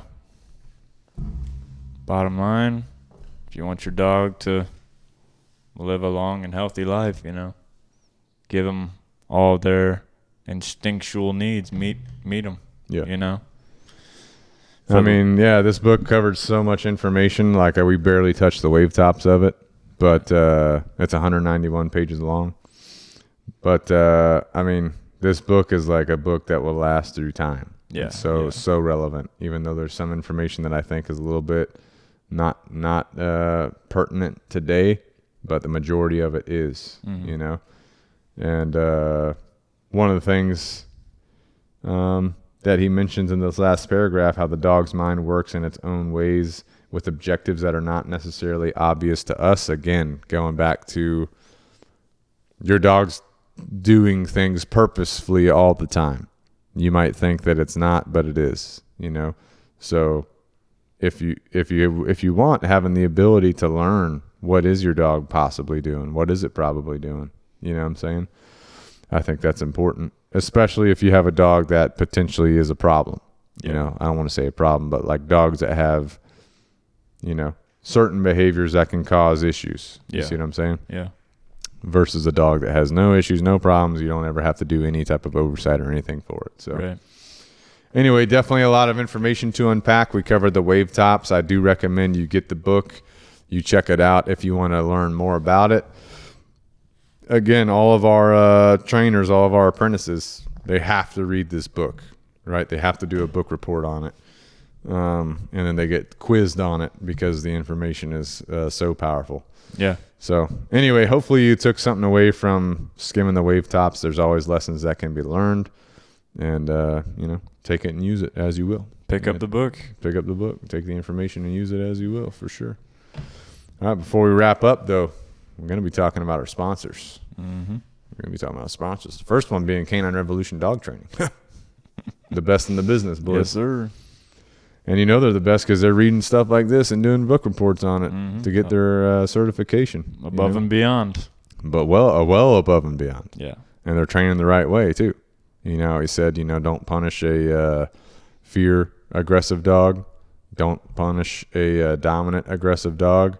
There's proper ways to do those things. So don't send your dog off to a trainer or don't work with a trainer that's trying to do that. You know, that's trying to provide corrections on day one. Yep. Not good. Not good. You know, you got to build a foundation, go from there, right? We're also sponsored by Canine Revolution Apparel, which we just got a brand new store on Amazon. If you haven't checked it out, you need to check it out. Huh? Yeah, brand new store because we finally got our trademark approved. Oh, baby. And we finally got Amazon approval on whatever. You know, Kelly runs the store. Baby. But yeah, it's good to go. It's good to go. So go on there, check out the new store, tell us what you think about it. Grab you a good to go shirt. Grab you a good to go hoodie because hoodie season is coming. It's hot right now. It's summertime, but it is coming. Yeah. Right? Grab you a guinea fowl shirt. Grab you a chicken shirt. Grab you a nice bitty shirt. Grab your rain jacket. Whatever you need. Get a coffee cup. Get a mug. Good to go. Canine Revolution Apparel. That's going to help support the podcast. It's going to help support you. Also, Origin USA Jocko Fuel. Yep. Right. This is how you're going to support America and yourself. Because all these products, whether it's Origin USA, boots, jeans, belts, gis, rash guards, RTX athletic gear, all the above, they just got their brand new field shorts. That's what I was wearing. That's what I was wearing at the walk. Yeah, Chris was wearing his too. Yeah, field shorts. They're in Raptor camo right now. But they're coming out in like solid colors here soon. Yeah. But those things are freaking nice. Yeah. Feels like athletic shorts, but it's got pockets. It's got the belt loops where you can put your belt on there. I mean, it's freaking nice. Yeah, they do look good. America. They do look good. Yeah, it's comfortable. That's what you want in a short. That's right. So that's the Origin USA side of the house. Then you got the Jocko Fuel side of the house, which is supplements for you. Supplements to help you. Oh, yeah. Made in America, sourced in America. You got your Jocko Milk, which is your protein powder. Yep. You got your Jocko Greens, which is all your micronutrients from your greens. You got the Jocko Creatine. You know? Definitely on that. Oh. You know? Really? Oh, definitely. Anyway, check that out. They have the new Jocko Time Or longevity supporter. They got cookies, too. They got malt cookies, protein cookies. How'd you know? I follow Jocko. Anyway, you can use promo code SINGER101 for 10% off at Origin USA and Jocko Fuel. That's the only place I buy stuff now. I know. Only supplements because I want to support America. Yeah. The only clothes I buy other than Canine Revolution apparel is Origin USA. Lives and breathes the brand. Lives and breathes America is what I'm doing. All right. Also, in about a month from this recording, which is in July of 2023, myself, Chad, Aaron, one of our trainers, and Jake were all swimming for the Halley Hill Swimming Fundraiser. 200 animals at Halley Hill Animal Sanctuary, 200 laps. Yep. No joke. That ain't no joke. So if you want to support, you can donate at the link in the description below, and you can sponsor either me, Aaron, or Jake, or all three of us, and help us achieve our goal of raising funds for the animals at Halley Hill Animal Sanctuary. And an animal sanctuary is different from like a rescue, because Halley Hill does allow dogs and animals to be adopted out, but if the dogs can't be adopted, maybe they're red zone dogs, super aggressive dogs or whatever. Right. Maybe they're super old dogs. They can live at Halley Hill. They can live a good life there for the rest of their lives. They don't get put to sleep or anything like that. And they get taken care of. Yeah. So, I mean, that's what makes Halley Hill different from anywhere else. Animal Sanctuary. That's why we swim for them, So check that out if you're interested in donating to that, supporting a good cause. Also, we got our Canine Revolution Dog Training NFT digital certificates. This is launching August 1st, which is currently July 2023. So we've got about 15 days until launch. It's coming up. It's coming up quick. So you want to jump on that, be ready for it. But this is a digital certificate. You'll store it on your phone, and basically you'll have perks with local businesses. We got DT Mobile Detailing, who's David, U.S. Marine Corps veteran. He can detail your car, get in ship shape for you. Yep. You know what I'm saying? Get it squared away. We got Sharpshooter Pressure Wash, owned by technically trainer Chris I always Tipton. say technically. Technically, it's his brother.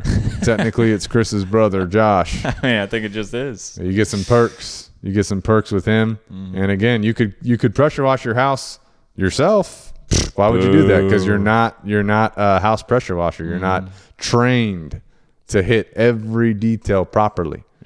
Yeah. Plus you don't have the sharpshooter gear. I mean, he's got a whole trailer. He's got these big hoses. He reels them out. He's got the ladder, the chemicals, the proper chemicals you need to get the cleaned up. And I mean, the price you're going to pay him is like more cost effective than going out and trying to get all your own stuff. No need to sweat outside. And no need to, you can sit inside and watch them. Yeah, you can sit inside and watch them. Yeah, you can actually. That's what I did. All right. Next up, All Is Well in Somerville. All Is Well Pets. Again, they got the holistic support for your dog. Oh, yeah. All the nutritional things you need. Food, allergy test. Did you do yours? You got the results back? I'm waiting for them to come back. Waiting for the results. They got grooming. They got a dog wash there. They got everything you need. So they're part of the program. Definitely good to go. Right? Only place I get my food from. Yep.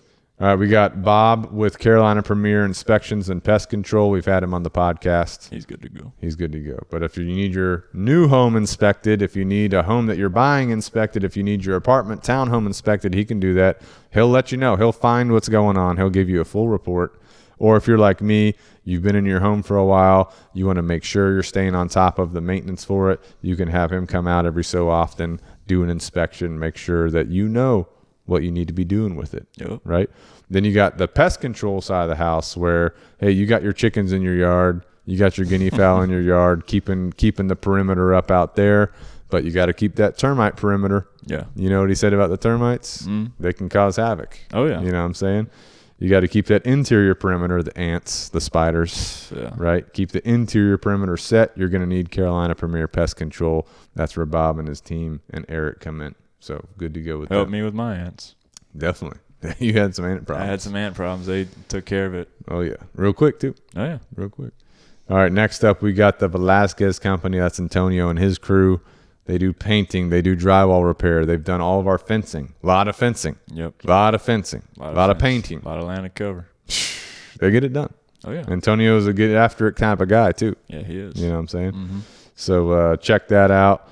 He'll support you guys. Also, Black Forest MMA Dwight, we've done a podcast with him. He's the owner. Oh, yeah. But if you want to learn self-defense, if you want to get in shape, you can go down to Black Force MMA in Ladson. They're going to give you some perks for being part of the program.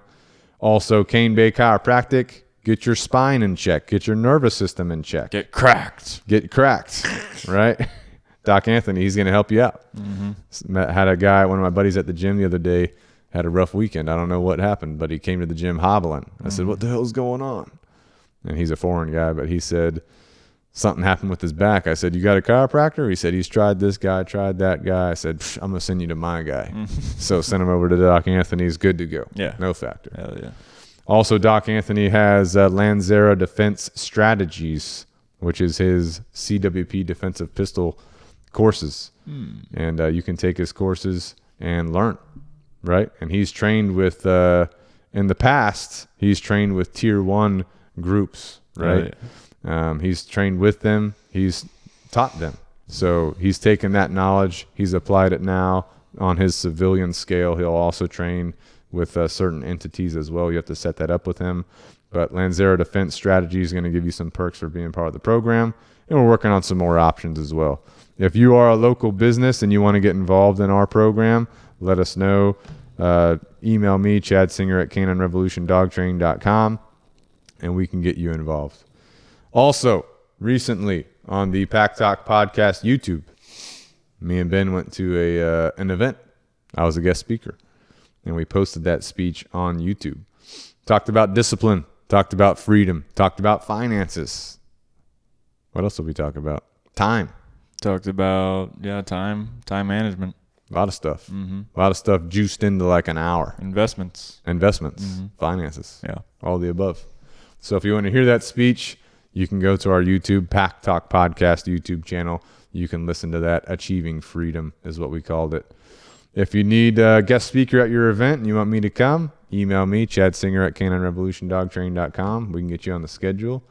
Also, if you're a business owner or a dog trainer, maybe you need a coach, maybe you need a consultant, maybe you need someone to talk to, you can email me, Chad Singer at caninerevolutiondogtraining.com.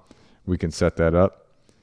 Also, our team recently did a big event, Walk for the Fallen, hosted by nonprofit Grappling PTSD, which is also owned by the owner of Black Force MMA Gym, Dwight Decker, who's a Navy veteran, supports veterans. His nonprofit Grappling PTSD, he was telling some of the stories the other day, providing wheelchairs to veterans when the VA wasn't able to, providing lifts for veterans to get their wheelchairs in and out of their car when the VA wasn't able to, getting them rehab, getting them taken care of when, they had no other hope, providing food to veterans, homeless veterans, right? Providing gifts to their children. So, they do a lot, you know, and that's a big community. So every year he hosts a Walk for the Fallen, which is a 30-mile walk, which you don't really understand what that is until you actually do it. We all underestimated it. Yeah, yeah, we did. We're like, hey, we're walking dogs all day. We'll be good.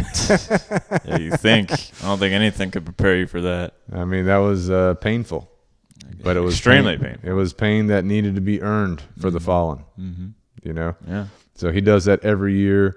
And you walk basically from Summerville, South Carolina to Mount Pleasant, South Carolina. If you want to be involved in it next year, pay attention to his pages and wait for the Walk for the Fallen 2024. But that's just a way for them to raise money so that they can support veterans. That's why they do it. We're honoring the fallen. We're also raising money to support veterans. So if you want to support his organization and support veterans, you can look up Grappling PTSD. You can donate to it. If you want to reach out to them, they have their own Instagram, Facebook. You can also reach out to Black Force MMA, Instagram, Facebook, and you'll be in touch with Dwight himself. Yep. Who was on a podcast with us as well. Like 6 hours or something. With his life story. It's like 5, yeah. So good to go, right? And last but not least, just want to say thank you to our military. You guys are out there. You guys are, defending our freedom. You guys are sacrificing.